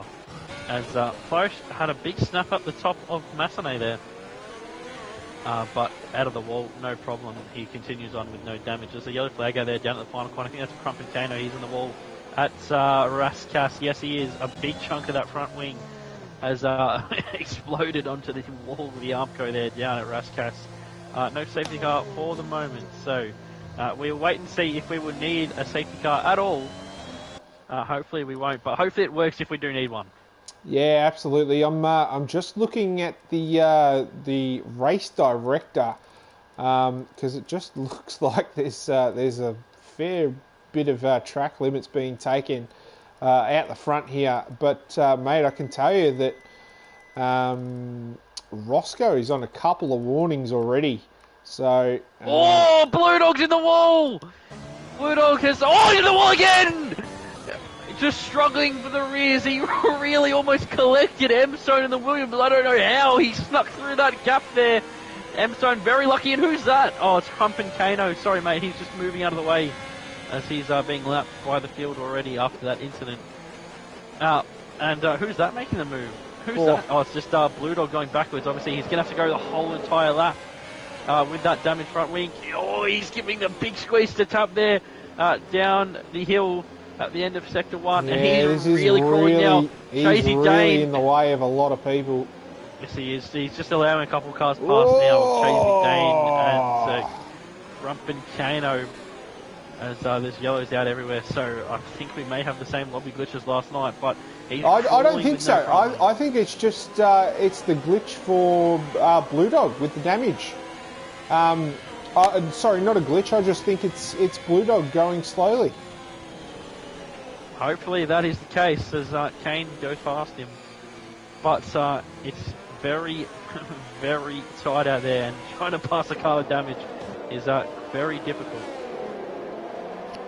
An expensive couple of nights for the Ferrari team. Lost quite a few front wings last night, and Blue Dogs is completely gone here tonight. So the Italian-based team definitely not having things their own way the last couple of nights. There you go. Someone was asking to see the gap to the leader. There you are, my friend. I know you're probably thinking about strategy, engineering your drivers, so there you go. Do with that what you will. There's not really a gap for the leaders to pit into.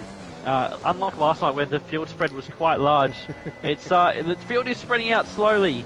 However, it's not enough for them to pit. The gap at the front is consistent. It is very consistent, but there's no real clean air they can pit into. Probably behind the Mercedes of Chasey Dane potentially, but I think that still might be a little bit too tight in terms of the pit stop timing here. Meaning that they need to go longer to get out in front of more cars, but that means, at least for Roscoe, it gives Milligains more laps to press on and maybe make the undercut before he can.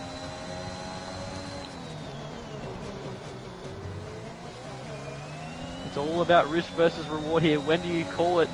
Dino, he's in the pit lane in the Ferrari, so I'm not sure if he suffered damage or if he's just looking for an undercut on drivers. He was stuck behind, out of position in qualifying after that crash up here at Casino, where the two front runners have just passed through as they're rising. Oh, sorry, they're descending down the hill once again to the hairpin section.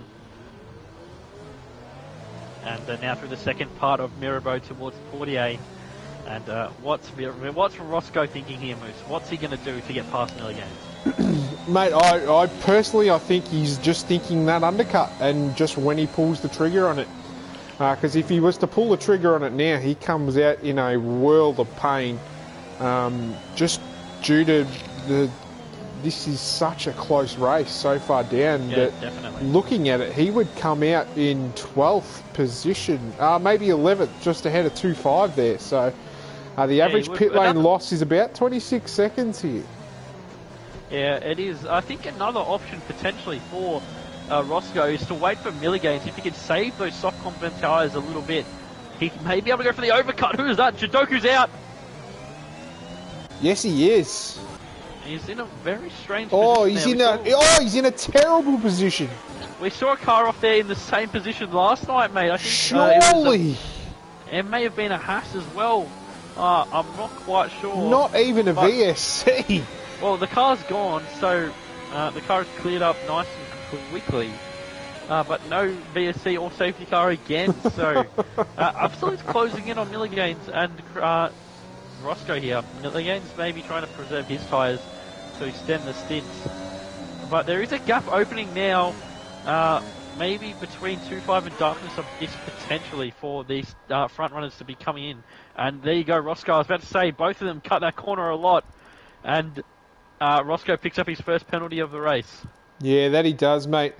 It's Jidoku being the first man out of this race. For those playing along at home, wondering who the first retirement was going to be. Milligains pits. Milligains is in, mate. Milligains is into the pit. Yes, so that releases Roscoe. What can he do now that he has some clean air to push into? It's going to be very interesting to see how that works out. Fury is in a good position on those medium compound tyres. He may be able to extend that stint. Probably another 6-7 laps, but it's whether he gets undercut by people. He will have fresher tyres for the end of the race. It's all it's just depending what people's pace is like on the second stint. Fury, he's just 2 seconds off the back of his teammate Absolute, who's reserving tonight for Jake Kelly. And as I said, Milligains comes out just in front of 2.5, mate. So that gap has opened up for him. And he's going to try and set some very quick lap times as Kane is out down at Swimming Pool. Kane is out at Swimming Pool. And we'll get a bit of a view here with Blue Dog. He's right in the middle of the track. And the fact that that's not a safety car is just telling me that, the safety car, there's some bug here at Monaco which is preventing the safety car from coming out. And yeah, Bert Mylander must be at KFC. He must be enjoying a zinger. Oh! Roscoe nearly runs straight up the back of him. Yeah, well, he was parked in a very bad location there. As Roscoe does box to cover off Nick Milligan, sorry. Absolute in also. As well. So we'll go to Milligan's. He's just coming through the Exeter swimming pool now. Let's see if he's put in the lap time good enough, and that Roscoe's teammate may have hampered him there. Roscoe probably had to take a bit of avoiding action as he was coming through swimming pool, and Milligan's has done it, and he's done it convincingly. Hasn't he? So the undercut powerful. Very, very powerful indeed. Yes, it is. So Roscoe really needed, and apparently Roscoe was held by Absolute as well, coming through the pit lane, which wouldn't have helped, but it just shows the importance of pitting first, and he had to. He was behind. He could have pitted at any lap, but he let Milligans get in first and retain the lead and extend the lead to what is 3 seconds now. However, Darius, not exactly the most important tool around here, so Roscoe should probably close up once again. Yeah, I think he will. And mate, I was on board with Roscoe as he was coming through the pit lane. He definitely was held up momentarily by Absolute, but more importantly, that safety car is sitting there, so it's definitely a Bert Mylander issue that we haven't seen that safety car. Maybe he's having the posing toilet effects, and he's stuck on the toilet in the pit garage somewhere as Brad Tay into the pit lane for Mercedes. So that releases Chasey down his teammate who was right on the back of him. Dino picks up a 3-second penalty down there in 15, so he's struggling to move forward. Driver's still yet to pit though, as the grid is still continuing to shuffle here on lap 13. M-Stone's really hustling Nick Magoo here. They're still out on the medium compound tyre, 2.5 seconds off the back of Fury Strat, who is in the lead of this race at the moment, yet to pit. And he may extend to the soft compound tyre, but I'd probably expect him to come in around lap 17 to 19 for a hard set of tyres. Yeah, absolutely. Oh, pardon me, spot on there, mate. And these medium compound tyre runners at the front, they're all well and truly up position change wise. But having said that, they haven't boxed yet, so very difficult to see where everyone is really at in the grand scheme of things. It does look like Milligans and Roscoe are your net P1 and P2 at the moment. Yeah, definitely. If there was a safety car to come out, it could benefit the likes of Fury, Nick Magoo, M-Stone, Chasey, Dane. But I do suspect that issue is here in the session once again, which is a real shame because it can play a very important part of a Monaco Grand Prix. Yeah, it definitely can. I'm just going to grab a drink, Roscoe, no worries. Roscoe's closing 8 tenths already as he sets the fastest lap of the session.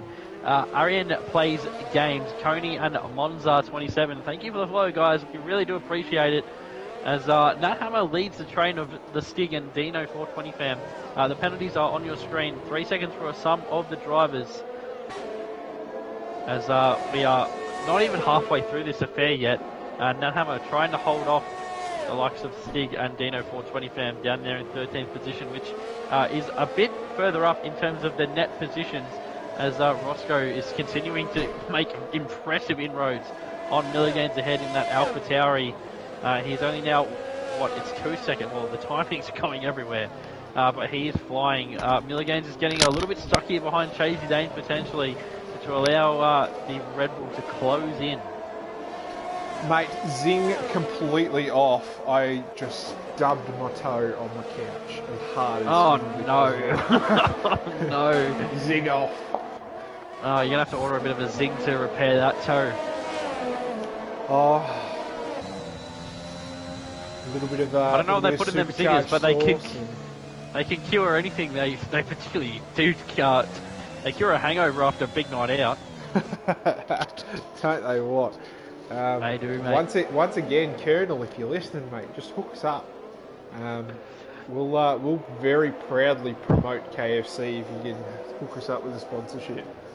Yes, mate. Marcy Lee, thank you for the follow. Appreciate it. Milligans he's on the back of this Mercedes now.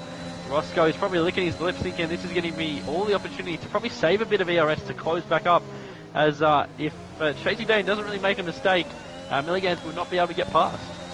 No, well, that's exactly right. And Chasey Dane really holding up Milliganes now. And this is where... Oh, contact! Oh, big contact into the back of Milliganes. You've just got to be patient now. But this could play into the hands of Fury. I don't think the gap definitely isn't big enough as it stands. And mate, Roscoe, after being such a big loser out of that pit stop, he's right on the back of Milliganes again. He is, and he's got 40% extra ERS than Milliganes. So it's going to be interesting to see what happens now. But if Milliganes passes the Mercedes, Roscoe's got to do it too to stay with him. But Chasey Dane's putting up a very solid defence now. Well, he's not really even having to defend. They just don't have the opportunity. No, that's exactly right. And I'm still on board here with Milliganes, and he's all over the back of Chasey Dane. That's such a confusing little word all there. got him script swaps, mate, but there you go. It's, patience, mate. Milligane's got to exercise a little bit more patience. I think Roscoe's probably got a better idea. He's just sort of relaxing on the back of this train, knowing that he's not going to get the move on Milliganes easily. Well, it just looks like Milliganes is a little bit understeery. So I wonder if that little bit of contact that he had with Chasey Dane hasn't just damaged one of the plates on that front wing, and it's just hampering him a little bit. He also might be just trying to gain a bit of that battery. It is very hard to save the battery here. You've got to be very cautious with it. We are running the maximum downforce, or I suspect they'll all be running the 11-11 wings, if not probably 10-11 or 11-10, meaning the engines are working very hard out of the acceleration zones, and there is a lot of them on this circuit. As Darkness Abyss from 10th into the pit lane for Alpine for his stop, probably to the hard compound tyres, and we'll see where he comes out in respect of things. Yeah, that we will, and it looks like Darkness Abyss will just come out in 15th, maybe 4th, maybe 16th there, sorry. Yeah, he will have very, very clean air in position 16 there. So Darkness Abyss out of the pit lane will start to get a move on with it. Yes, it will. So, if Chasey Dane's holding these guys up, it could play into the hands of Fury Strat. However, he hasn't exactly got the most impressive pace out in front, meaning that he won't be able to overcut these guys. But one thing of note is Milliganes and Roscoe are on the medium compound tyre, not the hards.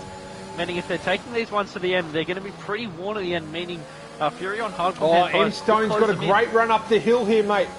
M-Stone is going to have a great run up the hill, and can he just get a little bit ballsy?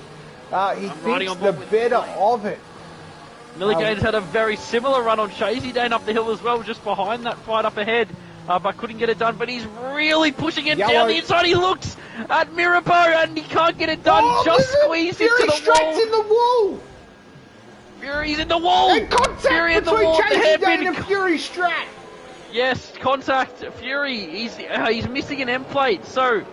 Luckily, not major damage, but will the Red Bull sneak through? It did look like contact there between... Here we go! Can Roscoe go down on Milliganes here? He's very close, but he does not go down the inside. I think Milliganes has damage out of that, mate. Milliganes with a little bit of end plate damage, I think. On the right-hand side, maybe, I think. It's still attached, but definitely could be a bit of lime green. This is all spiking right up. So Fury makes a mistake down at the hairpin of all places. Yeah, absolutely. Oh, and M-Stone and Nick Magoo out the front. M-Stone's going to have another great run here on Nick Magoo. And it just looks like Nick Magoo saving up all of his battery. Whoa, that is close between those two gents as Fury Strat does box for a new front wing. So this battle at the front with... Fury Strat making contact with the wall at the hairpin. This is very, very tasty indeed. Definitely zing onto these two blokes. Absolutely. Milliganes looks to be getting very frustrated now. He's really trying to get past this Mercedes. But the thing is, though, he doesn't have to. He's in the net lead of the race. Well, that's exactly right. All he's got to worry about is keep Roscoe behind. Position. That's it. He's just going to keep Roscoe behind, who is sporting that 3-second penalty. I do think Roscoe if he managed to get past it this part of the race, he would be able to extend it to 3 seconds. But Milliganes has just got to hold position. Yeah, exactly right, mate. And Roscoe has had a few more. Roscoe, big slide. Big slide, a little grazing of the wall. No damage done, I suspect. But Roscoe is pushing the limits. Roscoe has definitely had a few more warnings since that penalty. So he might be almost due for another penalty. Yes, he's had 2 warnings since that penalty. So one more breach and he will have another penalty. I'm just looking at the warnings for Milliganes if he has had any. And it doesn't appear... I don't think Milliganes has even had a single warning. He's had 1 warning. Well, keeping it clean, that might win him the race.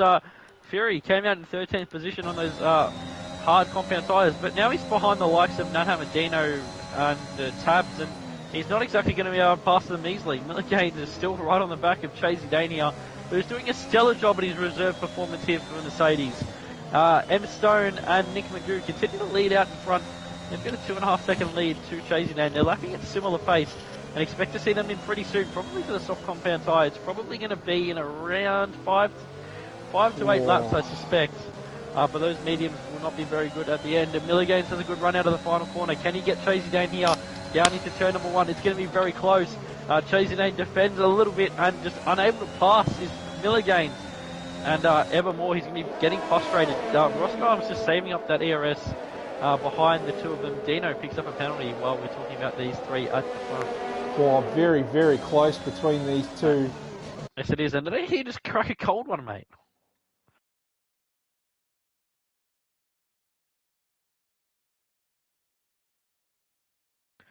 Maybe it was, maybe it not.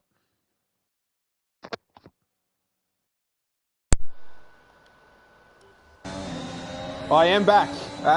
Sorry, mate. I heard you cracking a cold one, mate. Yeah, no. My controller died, I swear. What's the beverage of choice? No, just... What's going on with M-Stone? Maybe he's just dropped the ball. Oh, Milliganes has just hit the wall, mate. Milliganes has just absolutely smashed the inside of that wall. He will definitely have at least lime damage. Here we go, he's released. Yeah, absolutely released. But he will definitely have lime damage on that front wing, especially on the left-hand side. Alright, this could be Roscoe's chance. He's got the ERS, he's got to make the move now while Milliganes does not have any. So, the best opportunity is into turn number 1 or at the end of the tunnel. So we've got the end of the tunnel coming up in probably about 30 seconds as they're coming down through Casino now, through Massanet. Through Mirabeau now and into the Hotel Hairpin. Definitely struggling. He could have a little bit of damage, but Roscoe isn't close enough. You've got to be almost pushing them through this section to get an exit off this corner and challenge down.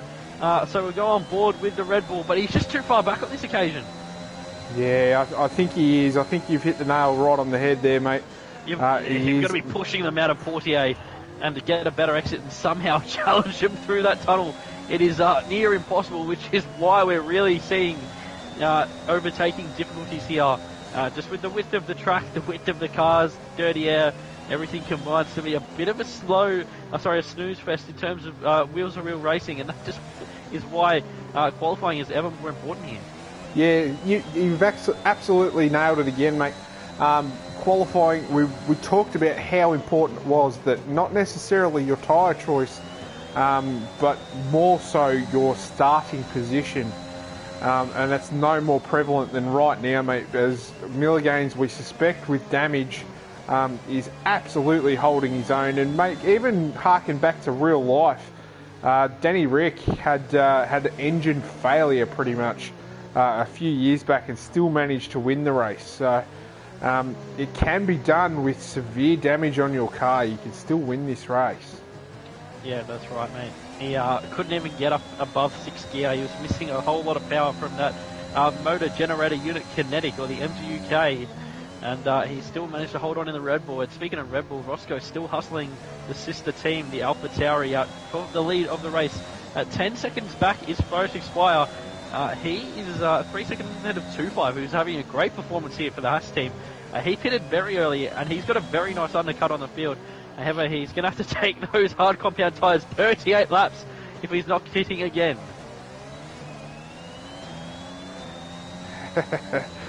I'm just reading in the chat that I didn't disconnect my controller. I went and got a zinger box. That's funny. Banana hammock. I think you would have been a little bit louder there, about it. We're actually Chasey Dane. We're in a on the lockdown. back of Absolute here. We're in a lockdown here in Melbourne at the moment. So we've got curfews and all the rest of it. It is not fun, but yeah, definitely 3 wide. Well, not 3 wide, but yeah, definitely 3 in this battle between 2.5 Absolute and Chasey Dane. And Chasey Dane will be so much quicker than the 2 boys ahead of him, who are on very, very old tyres. 2.5. Yes, he will be, mate. Those softs will degrade at the end of this stint, but at this present moment, he will have a lot of pace on them. It's just a matter of trying to find a way past. He's already up 6 positions. He just keeps it out of the wall. A bit deep there at 48, but he's already up 6 positions. And on that brand new soft compound tyre, he could make some more moves. He's actually ahead of Brad Say, who was definitely up into the top 10 in qualifying. So a great performance here from Chasey Dane. He's just got to play it smart and maybe make it 1 or 2 more positions in this race. But sometimes you just have to accept in Monaco where you are, that's where you're finishing. And who's that down? It's Nut Hammer in the wall. Down there, as he does make that reset to track, as we are allowed this week in Monaco, the only round you'll ever be able to reset in OSRL, just to keep the track clear. But at the front, it's still 4/10. Yeah, didn't necessarily happen that way last night, but that's definitely pointed out in the pre-race briefing that the drivers get.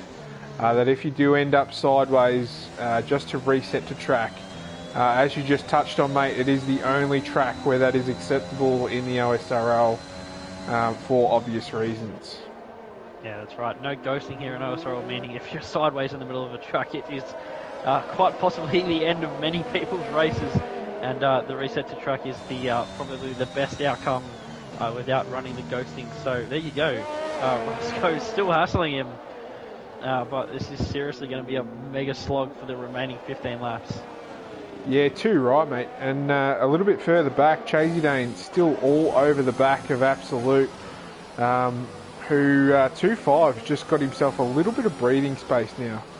It's not heaps of breathing space by any stretch, but it is much, much closer between Absolute and Chasey Dane.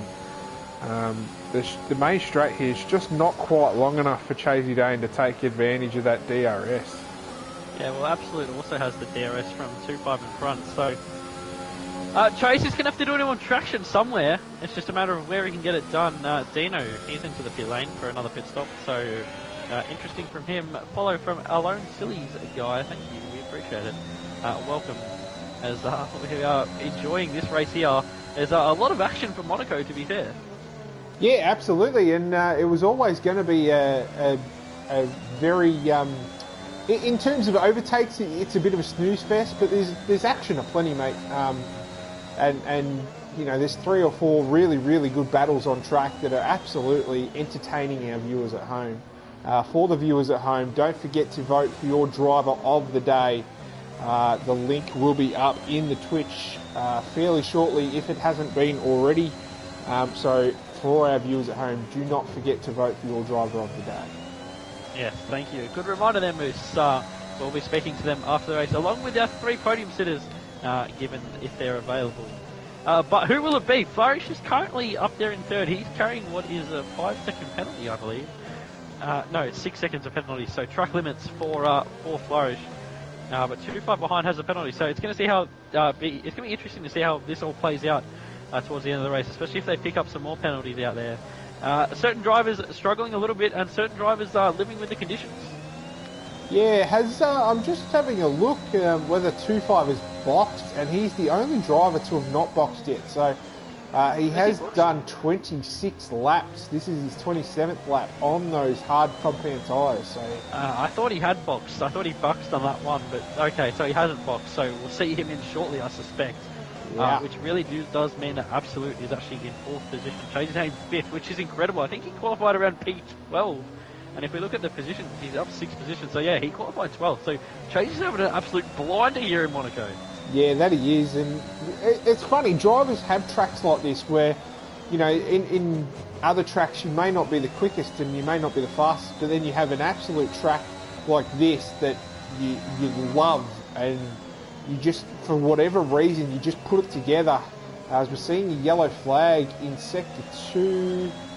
I think that's an Alpine. It is an Alpine. It is Darkness Abyss, mate. And so he is just passed by M-Stone and Stig, as I think he might have clipped that inside wall down there at the New Bell chicane. We've got a couple of followers coming in. So we've got Mr. Wazowski, thank you. Meta Bobish, thank you. Gutri Tactic and Dr. Ackling. Thank you, guys. I've probably bottled half of your names, but thank you. Welcome. I think you bundled up Guru Tactic. Guru Tactic. Oh, I definitely got that one wrong. Yeah, well, I apologise. My brain's half in the race, half in the chat, so I've tried my best out here, guys. Dino picks up his 4th penalty for track warm. That's 12 seconds for him, but he's pretty much nowhere in this race, which is not important, really. Ross Graham is continuing to hustle. Milligane's out in front, but he hasn't used that ERS, he's built it, which has allowed Milliganes to build his. Yeah, that's exactly right, and it just looks like he's charging that battery up very, very nicely, Roscoe, to come at, as we're seeing, 2.5's in, mate.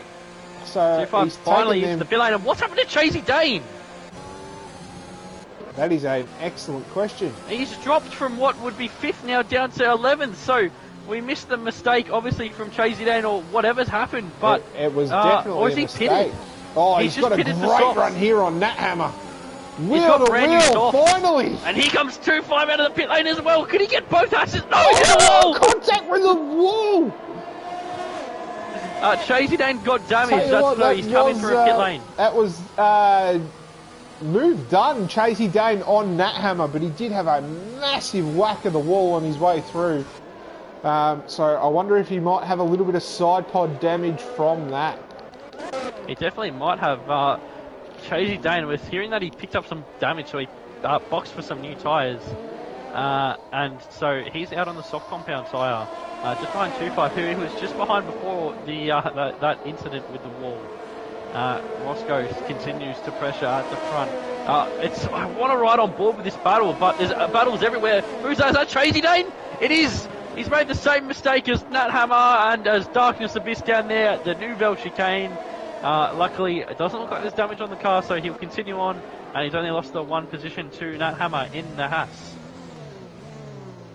Yeah, Blue Dog's just been Blue Dog's just been lapped by the front 2, mate. So Milligane's just struggled to get past Blue Dog a little bit, and that's allowed Roscoe to close right back up on him at the front. The gap sort of just extending between 3 and 8/10. It's just fluctuating from corner to corner, lap to lap. But Roscoe not exactly struggling to keep with him here. I think Roscoe's definitely got the potential in a bit of clean air to well and truly get rid of that 3-second penalty. It is all going to come down. Past. That's exactly right. He's just got to find a way past and force Milliganes into a mistake. And for Milliganes, it's all about keeping his composure here, mate. Yeah, definitely. Milliganes, well, he looks to have regained his composure after he was a little bit impatient behind Chasey Dane in that Mercedes. He's leading pretty well out in front from Roscoe. He's got, 8 laps to go at the end of this one. So Milligane's going strong out in front. Roscoe's keeping him very honest. And Flourishing Spy is starting to close in on these guys a little bit. Yeah, it certainly is, mate. I've whipped over to the penalties section. So for Roscoe, we've got 3 seconds. Flourish Expire is 6 seconds. A little bit further down, we've got Nick Magoo with 3 seconds. 2.5, 6 seconds. Nat Hammer, 3 seconds. M Stone, 6 seconds. Darkness Abyss, 3 seconds. Who's battling away with Dino 420 fam at the moment, by the look. No, he's in the pits. So Dino 420 fan with 12 seconds worth of penalties, and Donny brings up the rear with 3 seconds worth of penalties. Yes, he does. So the battle continues on at the front. Roscoe's got to get a move on because he needs to get that 3-second gap if he gets past. So, or has Roscoe just accepted now that he's finishing second and just wants to bring home second? Oh, I still think he's gonna want... Darkness Abyss! Wow, that is a huge block. Well, he's just been spud out of that pit lane, and now he should shortly move out of the way. And yes, he does. He moves to the right-hand side. It's just you come out of the pit lane. Roscoe not happy, weaving the wheel, but it hasn't really cost him too much to Milligains, to be honest.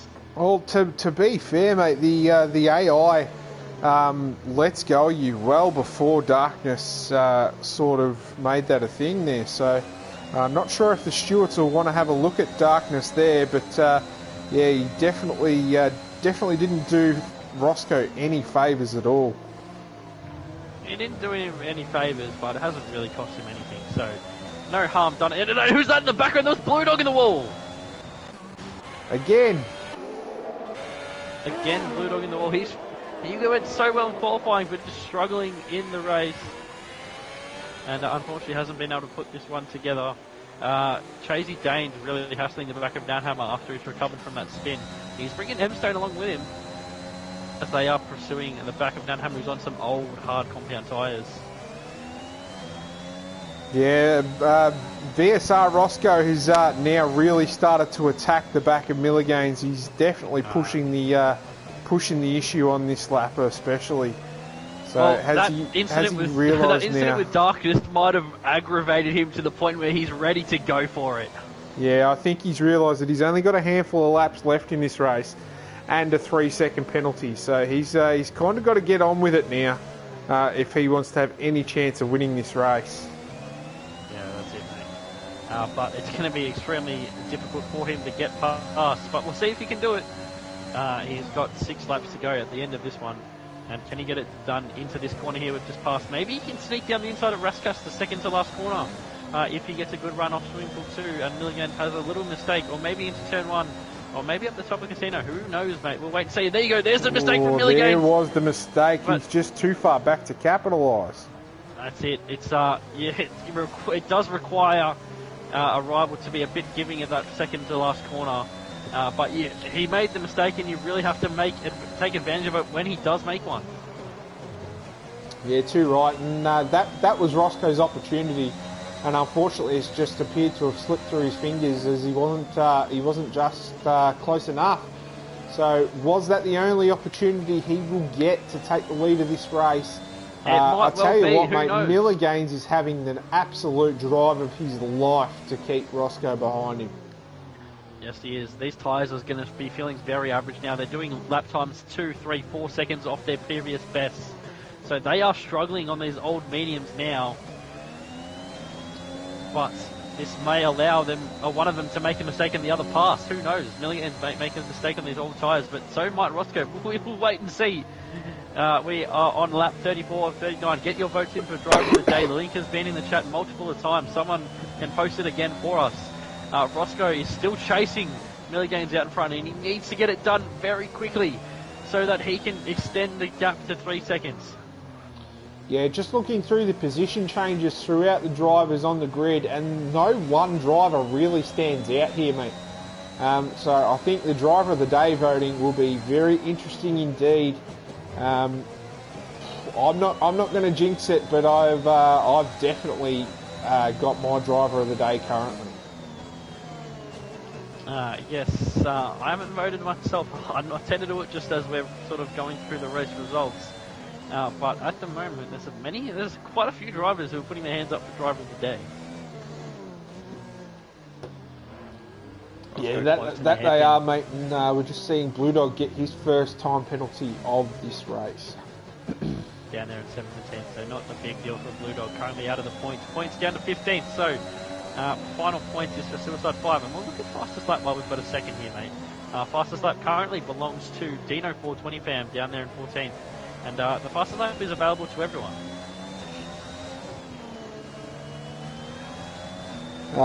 Just seeing from D Apple 11 asking how, not sure what that question is about. If it is for the Driver of the Day vote, The link will be up in the Twitch chat. If that's not the question you're asking, let us know. We do have half an eye on the chat, so we can see what you're writing. Alrighty, so Roscoe, he's close again, but he's not using the overtake. I don't understand why. He's got so much with so little laps to go. He needs to be right up the back of him. Flags. Who's at the wall? In the wall. I think it is Blue Dog. It's a Ferrari. It's Blue Dog. Blue Dog in the Blue wall. Dog's in the wall. Blue Dog's in the wall. And I think an Alfa Romeo just sneaking past him. Yes. Mr. And he's got all sorts of cars behind. He might spill into the pit lane to get out of the way. Yes, he does. So it's gone from glory to tears for Blue Dog here tonight. Yes, it has. 2-5. Roscoe's just not able to stay close enough as well. So 2-5 throwing away a very good result. And yes, he might have had damage, but you might think at this point you might be able to carry it to the end. It obviously depends how severe it is. Who's that? McLaren. Nick Magoo's in the wall. Nick Magoo's in the wall. No, Nick Magoo in the wall. Oh, mate. They're just out of Mirabeau there. Reset. Yeah, just get the reset, son. Reset, Nick Magoo. Wait for this Ferrari to come past and just reset, mate. Now he gets it going, but another half-second gap going into turn 1 here for Roscoe. He's just got so much battery he's not using. I don't understand. I just don't understand what's going on in his head. Mate, I wonder if he's just forgotten that the overtake button is there. Because he's got 95% battery. 97, 99. His battery is full. It is screaming, mate. Push that overtake button. It is worth, I'm pretty sure it's worth about 4 or 5 tenths per lap. This is the closest he's been through the hairpin from quite a few laps. But it just struggles to keep it within 2-3 tenths down the hill. He's a lot closer than he has been. But he's got a good launch there, but he's not using the overtake boost. He's not on the overtake. What's going through his head? I don't understand. Oh, well, mate. Unless he doesn't want to force the move, but you want to win at Monaco, don't you? Nick Magoo retires in the pit lane. I'm not sure what that's about. He was running in the points, so maybe he just knew he was going to fall out of the points with the pit stop, but strange. It's, oh, mate, he's clearly, and now he's pushing it now, so, he's just realised. He's just realised that he's got 80-90% battery. But up the hill, he's not on that overtake button once again. So this Milligan's is really struggling, mate, because Flourish just closed him in about 8 seconds in the probably last 8, 6, 7, 8, 10 laps, something like that. Yeah. So he is struggling. These guys are going 3.5 seconds off their personal best, so they are crawling around at this point. Flourish is in the picture now. You can see him. He is carrying that 6-second penalty, which won't affect him. Absolute 13 seconds behind these three now fighting at the front. These are your 3 podium sitters, guys. Roscoe, he's on the overtake now, but I suspect now he's accepted second. It's too late now. But Milligan's picked up a penalty, and that's why you need him. And that is why you have to make the move when you can, because he can pick up a penalty at any point. You have to use what you've got when you can. That's exactly right, mate. You've hit the nail on the head. And, mate, the last time I looked at Flourish Expire, he was 10 seconds behind. So, yes, he was. Mate, he is absolutely flown onto the back of these two. That shows you just how much Milligan's is struggling with that little bit of damage. I did mention he hit the wall. But this is the final lap, mate. So all the marbles are on the table right now. All the poker chips are in. Can Roscoe make any move at all? Will he launch one up the inside? Will he just let it be? We have got about half a lap left with a yellow flag in Sector 3. Everyone's still moving, so I'm thinking that might be Darkness Abyss just out of fuel. I think it's Nat Hammer. Nat Hammer out of fuel potentially, or just having some sort of issue. And he's not on the overtake button again, mate. No, he's not. So it just seems like he's accepted this one. Yeah, I think that was his last opportunity there, mate. So it does definitely get look to ask like him about it. Yeah, absolutely. Well, it's not broken because we just saw him on it last lap ago. So it's definitely not broken. It's just he's just not using it. So very strange. But out of the final corner, Millie Gaines in the AlphaTauri. He has held on the entire race, and he wins in Monaco. Roscoe crosses the line second. Forest Expire will come home in third after a great drive. Absolute, probably one of the drivers of the day for Alfa Romeo. He beats his teammate. He's reserving from the Tier 3 competition, so very well done to him. He's going to finish fourth. The Mercedes of Brad Tay. And Darkness misses out of the session at the final corner. He wasn't in the points, so no big loss done for him. Brad Tay, he finishes fifth. Tabs comes across the line in sixth position. Well done to you, son, on a reserve drive. Fury Struts now coming out of the final corner. He is going to cross the line in seventh, and he's going to stay there, mate. M Stone for Williams. He comes home in eighth position. Nat Hammer. He is out of fuel, and he's passed by Dino on the home straight. Will Chasey Dane get him as well? He might just get him at the line. No, but he gets him on penalties. And Chasey Dane jumps up into eighth position on penalties ahead of M Stone and Dino and Nat Hammer. Very well done for him. So Nat Hammer drops to 11th after doing 35 laps on those hard tyres. 2.5 finishes 12th after what was looking like a great performance. It just unravelled there at the end. The Stig is going to be the final man to cross the line. He's out of fuel and finishes 13th. Yeah, mate, I saw what happened to Darkness Abyss. Darkness Abyss smashed into the wall at the in the last sector, just at the end of the last sector. Yeah, I'm not even going to try and speculate on the name of the corner there, but yeah, congratulations there to Miller Gaines, who has won this race. Personally, my driver of the day. Don't forget, all our viewers at home, to vote for your driver of the day. Mate, Miller Gaines for me was the driver of the day. He just kept his composure, and he kept Roscoe behind, and that's the reason he's won this race. That's right, mate. He did make that mistake with the penalty there on what was lap 38 of 39, and Roscoe might be kidding himself quite a little bit, but Miller Gaines takes it and he wins in Monaco. So congratulations to Miller Gaines. Roscoe and Flores round out the podium. Fastest lap goes to Dino 420 fam, driver of the day. Get your votes in now. We'll be discussing, we'll be talking with them as well. As I'm just going to make sure I get the entirety of this these race results, mate, on the stream. And so Jadoku finished last. He crashed out early. Crump and Kano as well. Nick Magoo passed in the pit lane with 4 laps to go. Darkness Abyss crashed on the final lap there. He was already a lap down. Blue Dog finished 6th. Donny finished 15th. Suicide 5 in 14th. So well done to everyone on that finish. We only had, what's that? We only had 2 drivers DNF. Well, it was 4, but 2 were classified. So a pretty good, clean race at Monaco, mate. Yeah, absolutely. And I'm not completely opposed to this safety car glitch.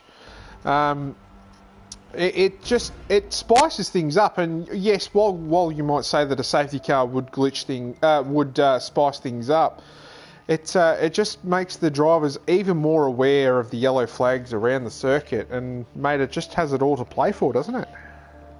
Yeah, that's it. You've got to be very, very careful, knowing that safety car is not going to come out and save your race or aid you in any way. But we're just trying to get all of them into the commentary box now. We're just going to get them invites. So we need to get VSR Roscoe Arm, I think, an invite. He hasn't been here before. Who else do we need to get one? Flourish has got an invite, and Driver of the Day vote. So we'll get them both invites. And Flourish has joined us, mate. So Moose, talk to Flourish for us.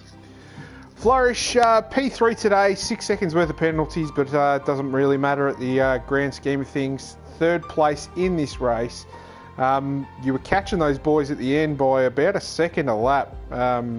Didn't have the pace to make any moves happen, unfortunately, but 3rd place is a pretty good consolation prize, and tell us about it. Yeah, no, I'm happy with 3rd, especially around Monaco.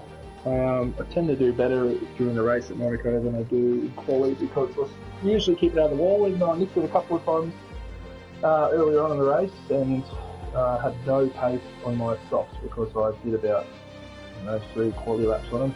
But yeah, so no, just kept it out of the wall the whole race, and I guess that's what pays off at Monaco. So I'm absolutely. Absolutely, and you've hit the nail right on the head there, mate. Keeping it clean is the key, and mate, you've ended up with a podium for keeping it clean. Well done. Thank you. And we'll Go now talk to second place Roscoe, mate. So, taking pole on your debut here for Season 2, it couldn't have started better for you, and unfortunately Milliganes jumped you on the start and you just weren't able to get that position back throughout the rest of the race. Yeah, I suppose it is what it is, really. It's Monaco. Glad I got my first F1 pole since, I think, F1 2018, I think. That was probably the last time I got a pole, so I'll definitely take that. But, yeah, I didn't have greatest of starts, and, yeah, Milliganes got the better of the jump, really, and, yeah, pretty much led from there. Maybe it could have gone for the move, but I just wanted to just play it safe. You know, it's a long season. It's only my first race of this season as well, so... And you don't necessarily have to win all the races in the season to win a championship, which is probably what I'm trying to gun for this season. So just keep it consistent throughout the whole season. You know, we might be up the pointy end towards the end of the season, but who knows? But GG to Milliganes. We might have felt a bit of pressure with all those the guys on the different strategies with all that drama, and might have nudged the walls a little bit along the way, but. Yeah, the better pace in the end, and yeah, I'll take a second place. Not too bad.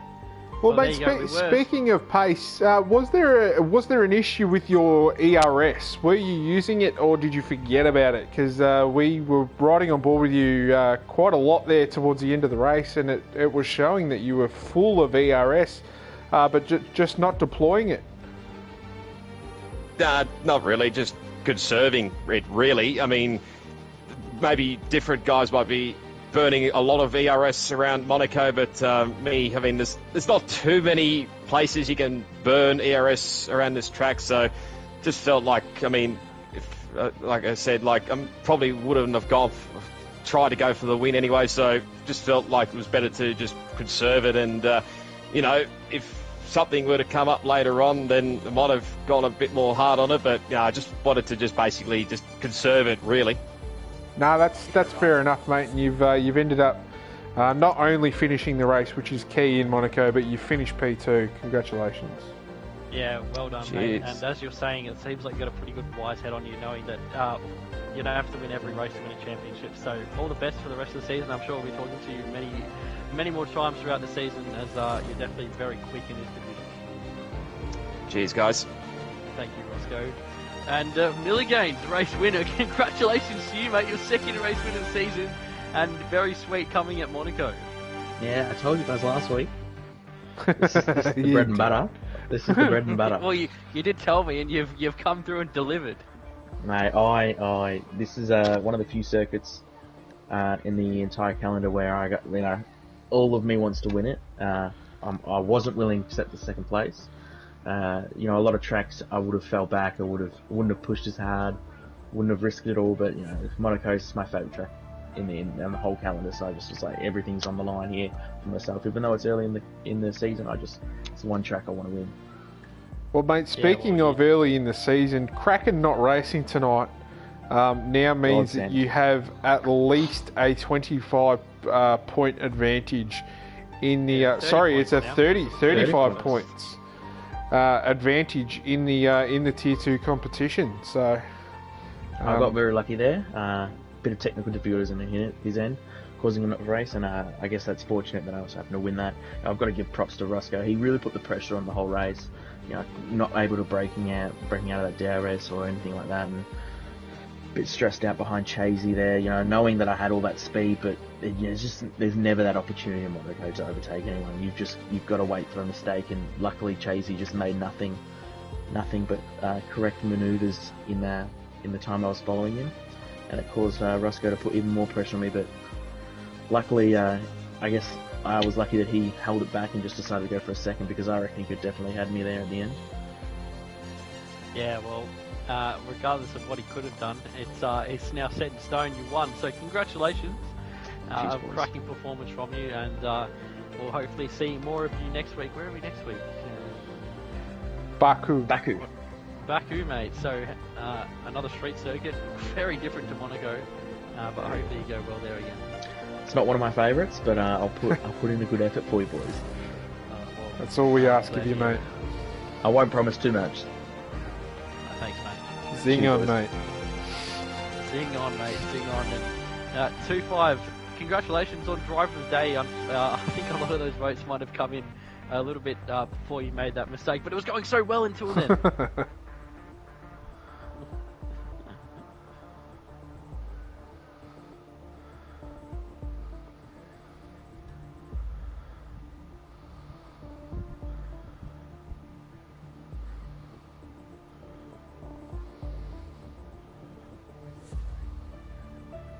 Yes, he did.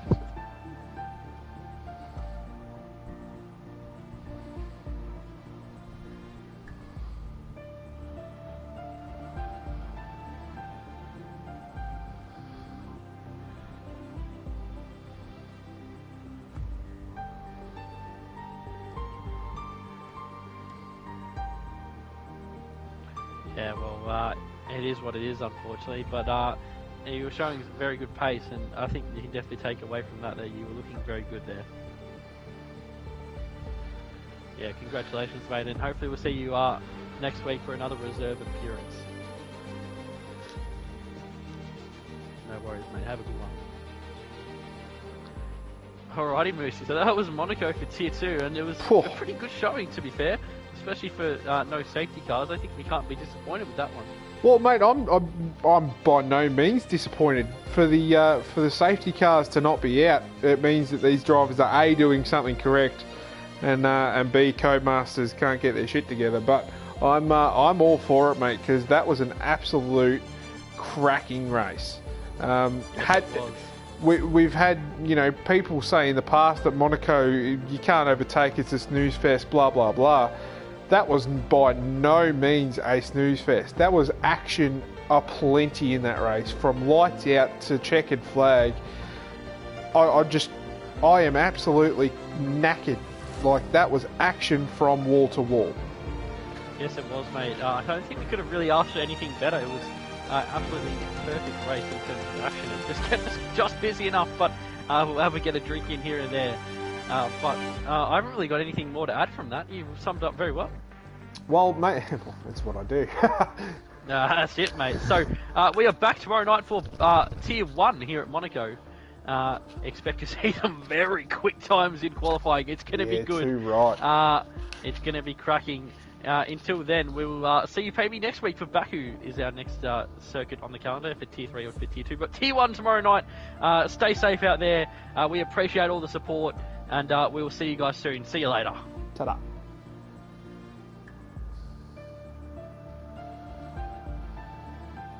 Fuck yeah, good one, mate.